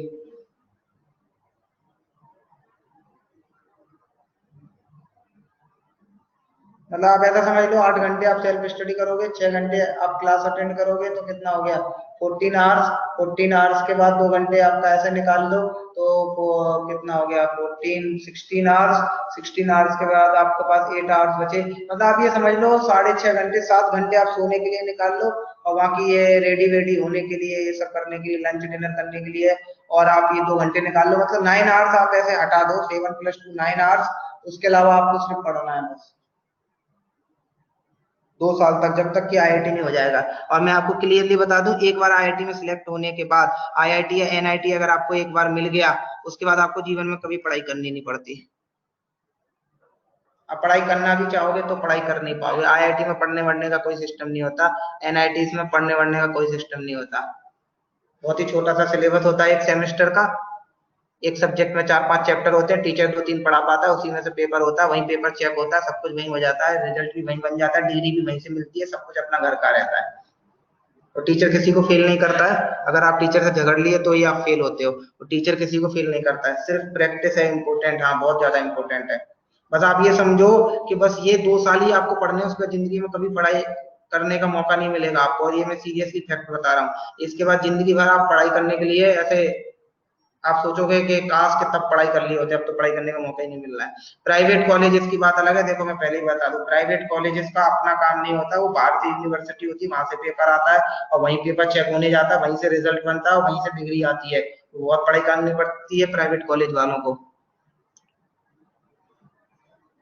बिल्कुल पढ़ाई करनी पड़ती है, बिल्कुल इतना। और इससे भी ज्यादा आप टाइम निकाल सकते हो। देखो मैं ये तो नहीं बोलूंगा कि आप 7 घंटे से कम सोने लग जाओ। 6.5-7 घंटे तो देखो जरूरी है सोने के लिए आपके स्टूडेंट लाइफ में। बाकी आपको पूरा पढ़ना है, फिर 2 घंटे और निकाल लो इधर उधर लंच डिनर के लिए, बाकी सब पूरा पढ़ाई करना है आपको। अगर आपको अच्छा रैंक चाहिए अच्छे आईआईटी में, अगर आप आईआईटी बॉम्बे का सपना देख रहे हो, तो फिर बिल्कुल आपको इतना पढ़ाई करना पड़ेगा। आईआईटी बॉम्बे मतलब ये मजाक नहीं है, हमने बोल दिया आईआईटी बॉम्बे। आईआईटी बोलना, बॉम्बे बोलना मतलब अपने आप में बहुत बड़ी बात है। 15 मिनट और। ओके, तो आप यहाँ पे समझ गए हो। किसी ने मुझे डाउट भेजा क्या? अभी तक नहीं, डाउट नहीं भेजा मुझे। क्लास असाइनमेंट 2 का डाउट भेजो फटाफट। अरे मैं आपसे डिस्कशन कर रहा हूँ, मतलब मेरे पास टाइम है, मैं आपका वेट कर रहा हूँ आपके डाउट्स का। अगर आपने सॉल्व किया है तो, नहीं किया है तो मुझे मना कर दो, फिर हम टाइम वेस्ट नहीं करेंगे इसमें। आगे कुछ तो थ्योरी पढ़ लेंगे। ऐसे सॉल्व किया होगा आपने? ओके किया है सॉल्व। सब लोग डाउट बता रहे हैं, फास्ट डाउट बता रहे हैं। चलो क्वेश्चन नंबर 3 और क्वेश्चन नंबर 5। ओके चलो क्वेश्चन नंबर 3 पे आ जाते हैं। तो ये डिस्कशन हो रहा है क्लास असाइनमेंट 2 क्वेश्चन नंबर 3। ठीक है, क्वेश्चन नंबर 3 देखो, एक रूट दिया है 1 + i, यही क्वेश्चन है। तो दूसरा रूट अपने आप हो जाएगा 1 - i। कल मैंने बताया था कॉन्जुगेट पेयर में होते हैं। तो s की वैल्यू कितनी आ जाएगी, ऐड करो इसको 2 आ जाएगी। प्रोडक्ट ऑफ रूट कितना आ जाएगा 1 + i, और 1 - i को मल्टीप्लाई करूंगा तो ये कितना हो जाएगा, ये हो गया a + b, a - b, तो ये हो जाएगा a² - b² मतलब i²। तो ये हो गया 1 - i मतलब होता है √(-1)। इसका स्क्वायर करेंगे तो कितना आएगा, प्रोडक्ट ऑफ रूट निकालने में आपको प्रॉब्लम आई होगी, मैं समझ सकता हूँ। यहाँ पे 1 - इसका स्क्वायर करोगे तो कितना आता है, √(-1) का स्क्वायर करेंगे तो रूट इससे कैंसिल हो जाएगा, ये आएगा -1। तो ये इससे मल्टीप्लाई होके +1 हो जाएगा, तो ये आ जाएगा 2, तो यहाँ पे आंसर आ जाएगा x² - 2x + 2 = 0। ओके पूजा, समझ में आ गया क्या क्वेश्चन नंबर 3? ओके, मुझे पता है क्या प्रॉब्लम आया होगा आपको, ये प्रोडक्ट करने में, i का स्क्वायर करने में थोड़ा सा प्रॉब्लम आया होगा। ओके, और कौन सा मुझे डाउट बताना है? यस, क्वेश्चन नंबर 5 बताना है मुझे। चलो क्वेश्चन नंबर 5 बता देते हैं। अच्छा, इसका एक रूट 4 दिया है। ओके वेरी गुड, चलो क्वेश्चन नंबर 5 देखते हैं। चलो ध्यान से देखना क्वेश्चन नंबर। तो एक इक्वेशन लिखा है मेरे पास, किसको डाउट है? ये आई थिंक हर्षवर्धन को डाउट है। क्वेश्चन नंबर 5, हर्षवर्धन आप ध्यान दो जरा। क्वेश्चन नंबर 5 में मुझे ये बताओ, ये इक्वेशन जो मेरे पास लिखा है वो है x² + px + 12 = 0, ठीक है? तो ये जो इक्वेशन है यही है ना? हाँ, इसका एक रूट मुझे 4 दिया है, तो मैं बोल सकता हूँ दूसरा रूट 3 हो जाएगा, क्योंकि प्रोडक्ट ऑफ रूट यहाँ पे 12 है। तो एक रूट 4 दिया है, दूसरा रूट अपने आप 3 हो जाएगा। अब बताओ सम ऑफ रूट क्या है? -p, और यहां से सम ऑफ रूट क्या है? 7। तो p की वैल्यू कितनी आ गई? तो p की वैल्यू यहाँ पे आ गई मेरे पास -7। अच्छा, अब इसमें क्या दिया है क्वेश्चन में? एक और इक्वेशन दिया है, x² + px, तो p की वैल्यू मैं रख देता हूँ यहाँ पे, तो ये हो जाएगा -7x, ठीक है? फिर कितना दिया है? +q = 0। जो जो बोलता जा रहा है क्वेश्चन वो मैं करता जा रहा हूँ। अब ये बोल रहे हैं कि इसके दोनों रूट्स इक्वल हैं, तो मैं मान लेता हूँ अल्फा अल्फा। बोल रहा है क्वेश्चन में हैज इक्वल रूट्स, तो अगर इसके दोनों रूट्स इक्वल हैं तो मुझे बताओ सम ऑफ रूट कितना हो गया? 2 अल्फा। यहाँ से सम ऑफ रूट कितना आ रहा है? 7। तो यहाँ से मुझे पता चल गया अल्फा = 7/2। अब पूछ रहा है क्यू की वैल्यू। क्यू क्या है? Product of roots. तो प्रोडक्ट ऑफ रूट्स कर लेते हैं, अल्फा × अल्फा, तो कितना आ गया? 49/4। बोलो हर्षवर्धन, क्लियर हुआ क्या? हर्षवर्धन आई थिंक आपका ही डाउट था ये question number 5। Okay very good, चलो इसको नोट कर लो फिर।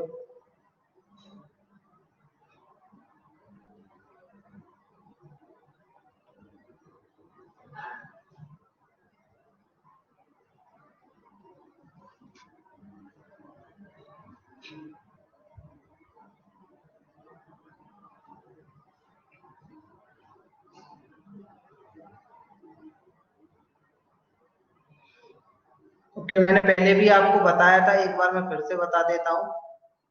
बुकलेट का एक एक क्वेश्चन, मतलब जितने भी असाइनमेंट में क्वेश्चन दिए हैं और पीछे एक्सरसाइज में जितने भी क्वेश्चन दिए हैं, सब एक एक क्वेश्चन सॉल्व करना बहुत ही ज्यादा इम्पोर्टेंट है, मतलब नेसेसरी है।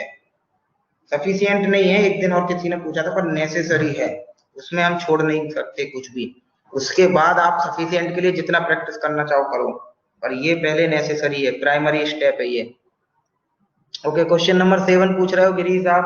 क्वेश्चन नंबर 7 की बात कर लेते हैं। For what value of a the sum of roots is 0। Okay, I think ये नोट कर लिया है आपने। ओके, मैं इधर जाता हूँ।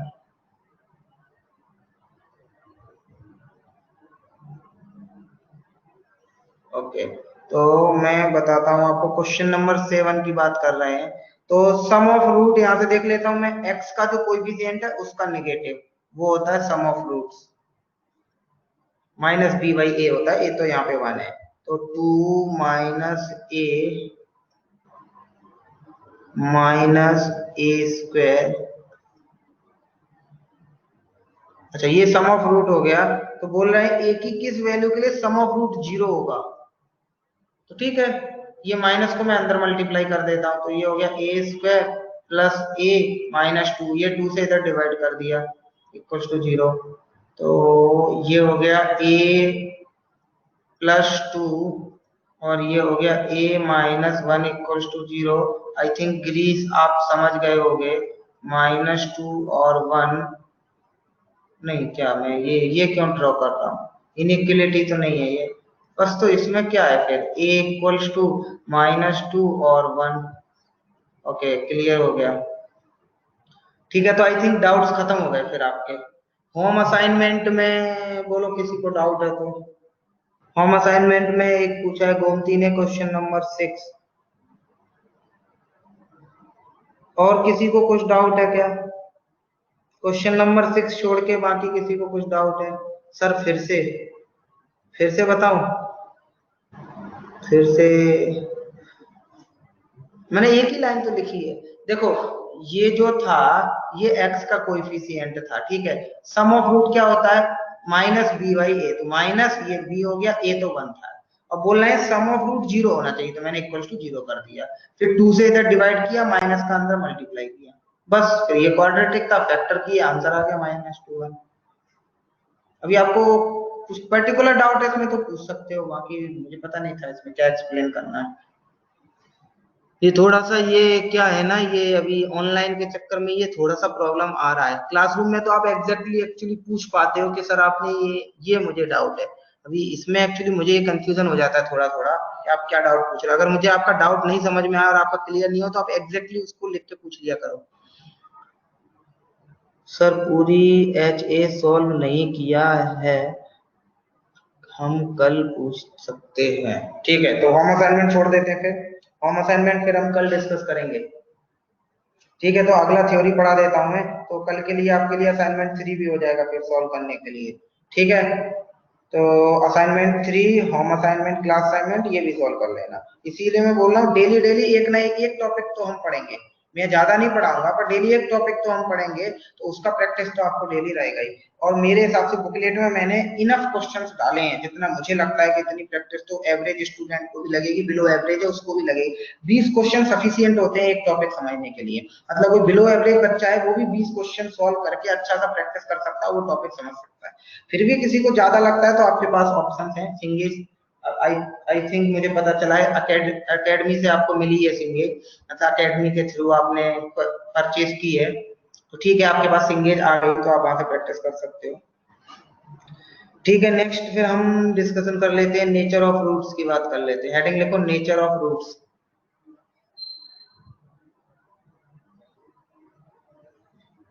Nature of roots.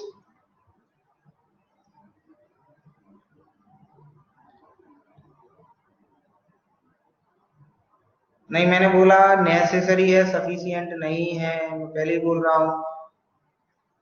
Nature of roots. Sir booklet में से क्वेश्चंस किया तो एवरेज मार्क्स मिल सकते हैं। हाँ बुकलेट पूरी आपने अच्छे से की है तो मेंस आपका अच्छा हो सकता है। एडवांस में भी आपको ठीक है इतना 10,000 के आसपास रैंक आ सकता है, पर बहुत अच्छा रैंक नहीं आएगा कि आपको बहुत अच्छा कॉलेज और बहुत अच्छी ब्रांच मिल जाए, तो वो नहीं आएगा। मेंस में हो सकता है आपका अच्छा, अगर आपने थोड़ा स्पीड स्पीड अच्छी बना ली तो मेंस तो हो सकता है इससे। इनफ क्वेश्चंस है कि मेंस तो क्लियर हो जाएगा आपका, अच्छा एनआईटी भी मिल सकता है। ठीक है, हेडिंग लिख लिया आपने नेचर ऑफ रूट्स। चलो फिर इसमें ध्यान से समझेंगे हम। तो इसमें लिखो, इसमें क्या लिखेंगे हम? लेट, इसमें लिखो लेट, आप मेरे साथ लिखते रहो, let a x square plus b x plus c equals to 0, comma a not equals to 0 and a b c belongs to constant।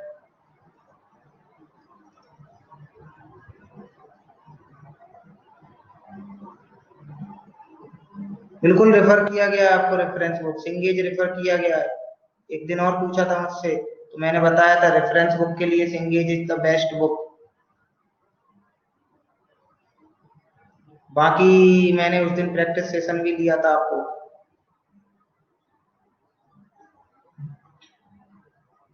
तो वैसे तो सिंगेज की जरूरत पड़ती नहीं है, इसके अलावा भी मैं आपको क्वेश्चन बैंक सॉल्व करवाऊंगा, कुछ डीपीपी सॉल्व करवाऊंगा, तो शायद आपको सिंगेज की भी जरूरत पड़ेगी नहीं।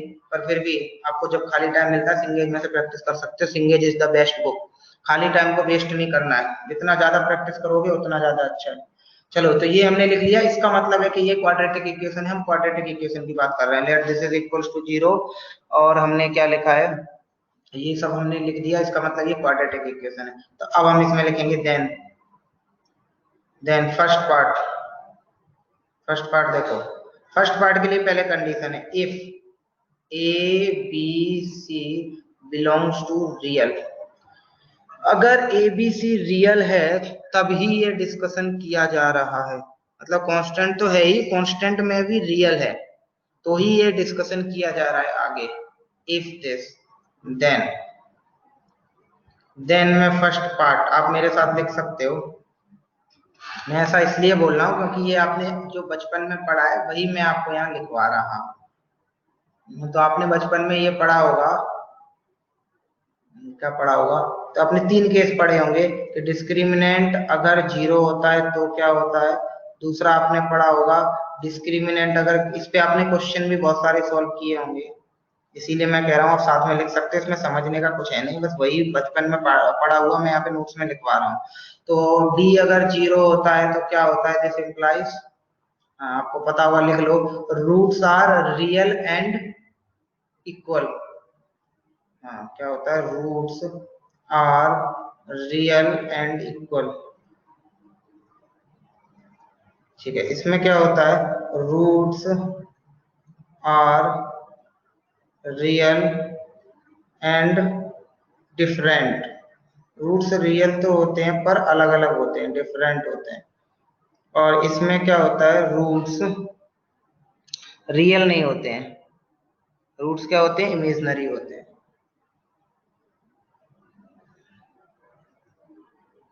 रियल नहीं होते मतलब नॉन रियल, नॉन रियल को हम लिख लेते हैं imaginary. Roots are imaginary. Imaginary roots कैसे दिखते हैं वो आपको मैंने बता दिया है, रूट्स आर इमेजिनरी। अच्छा मैंने ये आपको बताया था कि अगर रूट्स इमेजिनरी होंगे तो कॉन्जुगेट पेयर में आएंगे। अगर एबीसी रियल है तो कल मैंने, अच्छा आपने एक क्वेश्चन सॉल्व करवाया था ऊपर, 1 प्लस आई लिया था तो उसका दूसरा रूट मैंने उसका कॉन्जुगेट मान लिया था 1 माइनस आई। वो इसलिए मैंने मान लिया था क्योंकि मुझे जो एबीसी है वो रियल ही आने वाले थे। अब देखो जब इक्वेशन बनेगा तो रियल ही आएंगे, तो सिर्फ रियल के केस में ही ऐसा होता है कि रूट्स इमेजिनरी हैं तो कॉन्जुगेट पेयर में एग्जिस्ट करते हैं, and exist in conjugate pair. तो अगर हमने कॉन्जुगेट पेयर में मान लिए हैं रूट्स, इसका मतलब हमने ये मान लिया है कि एबीसी रियल है, तो वो वैसे भी रियल ही आते हैं हमारे इक्वेशन में। तो जब हमें रूट से इक्वेशन बनानी होती है तो हम एबीसी को रियल मान के ही इक्वेशन बनाते हैं, कॉम्प्लेक्स इक्वेशन नहीं बनाते, वो हम कॉम्प्लेक्स चैप्टर में बनाएंगे। तो अभी जो क्वेश्चन पूछा जा रहा है कि रूट्स दिए इक्वेशन बनाओ, मतलब वो हम रियल पॉलिनोमियल बना रहे हैं, इसलिए वो मैंने ऑलरेडी कंसिडर कर रखा है, इसलिए मैंने रूट्स को कॉन्जुगेट ले लिया था। अदरवाइज रूट्स कॉन्जुगेट होंगे इसकी कोई गारंटी नहीं है। अगर एबीसी आपका रियल नहीं हुआ मतलब आपका रियल पॉलिनोमियल नहीं हुआ, इनमें से एक भी अगर इमेजिनरी हो गया तो रूट्स इमेजिनरी आ सकते हैं और कॉन्जुगेट में होंगे नहीं होंगे, मतलब कोई गारंटी नहीं, किसी चीज की फिर कोई गारंटी नहीं है। मतलब आपने कहा डी लेस देन 0 हो गया, मतलब फिर मैं आपको क्या बोलूं कि डी का तो कोई कंसेप्ट ही नहीं बचेगा। मतलब डी जो होता है वो बी स्क्वायर माइनस 4ac वो तब होता है जब एबीसी रियल होते हैं तब। अगर एबीसी आपके, अच्छा हाँ एक मिनट, मैंने जो डेरिवेशन किया था उसमें मैंने एबीसी को रियल होगा ऐसा नहीं बोला था, मैंने ये भी नहीं बोला था कि एबीसी कांस्टेंट होगा, ठीक है नहीं बोला था। बी स्क्वायर माइनस 4ac की जगह मैंने डी लिया था, तो ठीक है D equals to b square minus 4ac होगा, वो बात सही है, मतलब उसकी कुछ तो वैल्यू आएगी, वो बात भी सही है। मतलब अगर इनमें से कोई एक इमेजिनरी हुआ तो आपकी डी की कुछ तो वैल्यू आएगी, वो तो सही बात है, पर उसको फिर हम ये नहीं बोल सकते कि ये क्वाड्रेटिक का जो डिस्क्रिमिनेंट है वो हमारा ये सब डिसाइड करेगा, उसका कुछ सिग्निफिकेंस नहीं रह जाएगा, आप ऐसे समझो। मतलब उसकी कुछ तो वैल्यू आई जाएगी, देखो आप कुछ तो नंबर डाल दो वहां स्क्वायर करके प्लस माइनस करके कुछ तो आंसर मिल जाएगा, पर उसको कुछ सिग्निफिकेंस नहीं रह जाएगा फिर यहाँ पे। ये जो हम सिग्निफिकेंस यहाँ पे दिखा रहे हैं ना, रूट्स रियल होंगे इक्वल, वो सब तभी होंगे जब हम रियल पॉलिनोमियल की बात कर रहे हैं। तो एक बार आप ये चीज ध्यान रखना कि रियल पॉलिनोमियल की ही बात हो रही है ना क्वेश्चन में, क्योंकि जब आईआईटी में क्वेश्चन आएगा तो वो हम कह नहीं सकते कि वो क्वाड्रेटिक वाले चैप्टर का है कि कॉम्प्लेक्स वाले चैप्टर का है। अगर वो कॉम्प्लेक्स वाले चैप्टर का क्वेश्चन हुआ देख के आपको नहीं पता चला, वो डिपेंड करेगा एबीसी पे। अगर एबीसी तीनों रियल नहीं है इसका मतलब वो कॉम्प्लेक्स पॉलिनोमियल है, फिर वो कॉम्प्लेक्स वाले चैप्टर का क्वेश्चन है, फिर ये थ्योरी हमारी बेकार हो जाएगी, ध्यान से समझना। आप बोलो कि सर हमने तो थ्योरी सही लगाई थी, डी हमारा लेस देन 0 आया था, डी हमने कैलकुलेट भी किया था, फिर ये सर हमारे रूट से इमेजिनरी क्यों नहीं आए, इसकी कोई गारंटी नहीं, कॉम्प्लेक्स में कुछ भी पॉसिबल हो सकता है। तो जो मैं लिख रहा हूं यहाँ पे ध्यान से देखना, ये कॉन्जुगेट पेयर में एग्जिस्ट करेंगे, इमेजनरी आएगा वो तभी पॉसिबल है जब एबीसी आपके रियल हो। तो ये चीज एक बार ध्यान से देख लेना। ठीक है, तो आई थिंक ये आपको आता ही है, थोड़ा सा मैंने इस पे फोकस किया है, बस वो चीज थोड़ा ध्यान रखो, बाकी ये सब तो आपने पहले से पढ़ रखा था। ठीक है, यहाँ पे मैं एक पॉइंट और बताऊंगा, फिर हमारा ये खत्म हो जाएगा। प्रैक्टिस आप अपने आप कर सकते हो, मतलब प्रैक्टिस में बोलूं क्या, तो इस टॉपिक पे आपने क्वेश्चन ऑलरेडी क्लास 10th में सॉल्व कर रखे हैं। रिवीजन के लिए क्लास असाइनमेंट 3 होम असाइनमेंट 3 में आपको क्वेश्चन मिल जाएंगे। ठीक है, तो मैं इसको यहाँ पे रफ करता हूँ और आपको थोड़ा ये सेकंड पॉइंट लिखता हूँ। ओके, ये हो गया था क्या सबका? मेरे साथ ही लिख रहे थे आप, तो आई थिंक हो गया था। उसके बाद भी मैंने काफी एक्सप्लेन किया है, तो लिख तो लिया ही होगा आपने। अच्छा, एक सेकंड पॉइंट भी मैं यहाँ पे आपको एक्सप्लेन कर रहा हूँ, ये भी आप मेरे साथ लिख सकते हो। ये फर्स्ट पार्ट का सब पार्ट आप मान सकते हो। तो इसके लिए कंडीशन है, इफ मैंने फर्स्ट पार्ट में क्या लिया था, एबीसी रियल है, तो उसके भी मैं अंदर जा रहा हूँ डेप्थ में, और डेप्थ में जा रहा हूँ। रियल में अगर एबीसी हमारे ये हो गए, क्यू क्यू मतलब होता है, क्यू को आप जानते हो, रेशनल मतलब रियल है। अभी भी मैंने बोला कि रेशनल है, मेरा रेशनल है मतलब तो रियल तो है ही, मतलब फर्स्ट वाला पॉइंट तो वैलिड है ही, पर उसके भी अंदर अगर आप जाओगे, अगर वो रियल में भी रेशनल हो गए, तो मैं आपको और एग्जैक्ट आंसर बता सकता हूँ। तो फिर क्या होगा, ये आप लिख लो। देन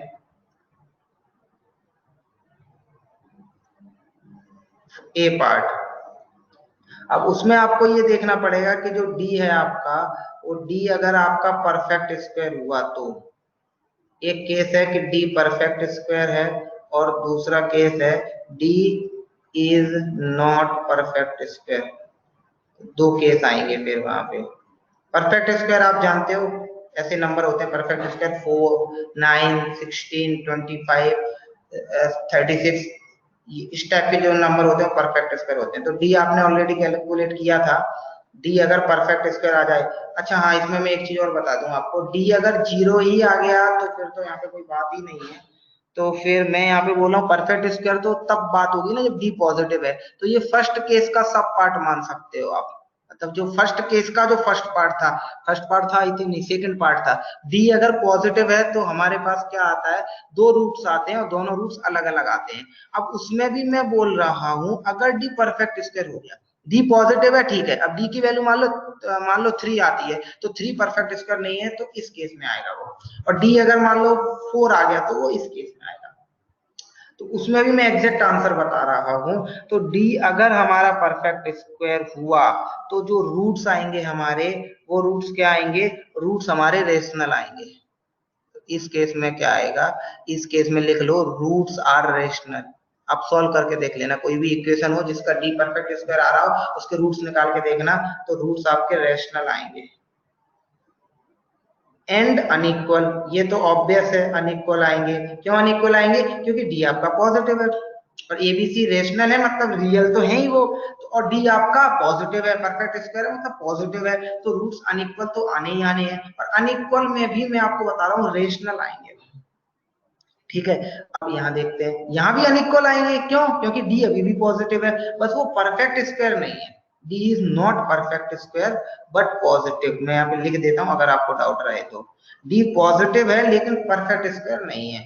और यहाँ पे परफेक्ट स्क्वायर है, पर परफेक्ट स्क्वायर एंड पॉजिटिव। अगर डाउट हो तो ऐसा लिख लो, कंफ्यूजन नहीं रहना चाहिए। तो पॉजिटिव में भी वो परफेक्ट स्क्वायर नहीं है, तो रूट्स जो आपके आएंगे आप निकाल के देख लेना उस इक्वेशन के रूट्स। Roots are irrational. ये थ्योरी तभी आप बता सकते हो जब एबीसी तीनों रेशनल हो। तो रूट्स आर इरेशनल, यहाँ पे भी सेम लॉजिक रहेगा, and exist in conjugate pair. Conjugate pair क्या होता है वो मैंने आपको एक्सप्लेन किया था। तो लिख लो और सुनते भी रहो, फिर क्लास हम एंड कर रहे हैं।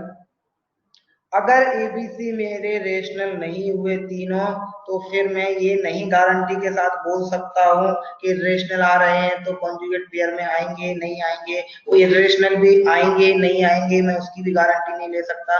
तो हमेशा ये बात सही नहीं होती है कि रूट्स इरेशनल आ रहे हैं तो कॉन्जुगेट पेयर में आएंगे, बिल्कुल नहीं। वो जब हम क्वेश्चन सॉल्व करते हैं और एक रूट इरेशनल दिया जाता है तो दूसरा हमें, क्योंकि हमें वहां पे बोला गया है कि इक्वेशन बनाओ, क्वाड्रेटिक इक्वेशन बनाओ, तो हम दूसरे रूट को कॉन्जुगेट मान लेते हैं। तो जो हमारा आंसर आएगा उसमें आप देख सकते हो एबीसी तीनों रेशनल आएंगे, क्योंकि हमने एबीसी को रेशनल मान के ही वो इक्वेशन बनाई है। तो वहां पे वो एबीसी कभी भी आपके इरेशनल नहीं आएंगे, क्योंकि एक रूट आपको दिया गया था, दूसरा आपने उसका कॉन्जुगेट पेयर लिया है। तो अगर ऐसे दो रूट आप चूज कर रहे हो तो ऑलरेडी आपने एज्यूम कर लिया है कि दो रूट उसके कॉन्जुगेट पेयर में है, मतलब आपने ये एज्यूम कर लिया है कि एबीसी रेशनल है। तो आप जब इक्वेशन बनाओगे तो एबीसी रेशनल ही आएंगे आपके। आपने ऊपर क्लास असाइनमेंट 2 में सॉल्व किया होगा या होम असाइनमेंट 2 में सॉल्व करोगे तो आपको पता चलेगा। तो उसमें कुछ गलती नहीं है कि सर हम पहले से ही कॉन्जुगेट कैसे ले लेते हैं, क्योंकि हमारे पास कोई ऑप्शन नहीं है तो हम कॉन्जुगेट लेके इक्वेशन तो बता देते हैं। मतलब वो ये बोल रहे हैं कि एक इक्वेशन बताओ जिसका ये रूट है, तो जब हमने उसका दूसरा रूट उसका कॉन्जुगेट मान लिया तो क्या प्रॉब्लम है। वो जो इक्वेशन आई उस इक्वेशन के वो दोनों रूट है, पर क्वेश्चन तो सिर्फ इतना ही पूछ रहा था कि ये वाला उसका रूट होना चाहिए। तो वो तो है ही ना, साथ में मैंने एक्स्ट्रा बता दिया ये भी उसका रूट है। उसको तो क्वेश्चन से कोई मतलब ही नहीं है। क्वेश्चन सिर्फ ये बोल रहा था कि पहला वाला जो रूट है वो उस इक्वेशन का रूट होना चाहिए। सही बात है, वो तो उसका रूट है, बल्कि उसके साथ दूसरा वाला भी उसका रूट है। ठीक है, तो आई थिंक आप समझ गए हो, मैंने एक्सप्लेन किया है। तो आप इसकी प्रैक्टिस कर लेना असाइनमेंट नंबर 3 में। असाइनमेंट नंबर 3 में आप इसकी प्रैक्टिस कर लेना।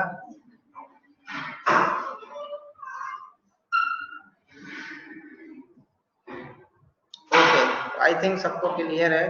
तो अभी फिर हम अपना क्लास एंड करते हैं। तो कल आप लोग डाउट पूछ लेना असाइनमेंट 3 में जो भी डाउट रहेंगे। मतलब ये मैंने इसमें कुछ क्वेश्चन एग्जांपल नहीं करवाया है आपको, क्योंकि मुझे नहीं लगा इसमें एग्जांपल की कोई जरूरत है, क्योंकि इसकी आपने ऑलरेडी बहुत सारी प्रैक्टिस की है। आई थिंक ये टॉपिक में आपने क्लास 10th में बहुत प्रैक्टिस की होगी कि डी क्या आया है, रूट्स का नेचर क्या है। हाँ, तो फिर इसलिए मैंने इसमें कोई एग्जांपल नहीं करवाया आपको। तो आप इसकी प्रैक्टिस कर लेना क्लास असाइनमेंट 3 और असाइनमेंट 3 में, फिर हम कल बात करेंगे। और कल भी हमारा क्वाड्रेटिक का ही लेक्चर रहेगा। मैंने वो आपको गलती से बता दिया था कि फ्राइडे हम डिस्कशन करेंगे, मैंने प्लान में बाद में देखा तो प्लान आपके पास है, हमारा सैटरडे है डिस्कशन क्लास। एक्चुअली हमें मंडे को भी थोड़ा डिस्कशन करना था, तो कुछ 15-20 मिनट हम डिस्कशन करते, लेकिन वो टाइम हमारा चला गया। ठीक है, फिर भी आप सैटरडे को जितने डाउट पूछ पाओ पूछ लेना, उसके बाद भी डाउट रह जाएंगे तो बाद में देखेंगे फिर हम। ओके, तो फिर फिलहाल मैं यहाँ पे क्लास एंड कर देता हूँ। Okay, thank you very much.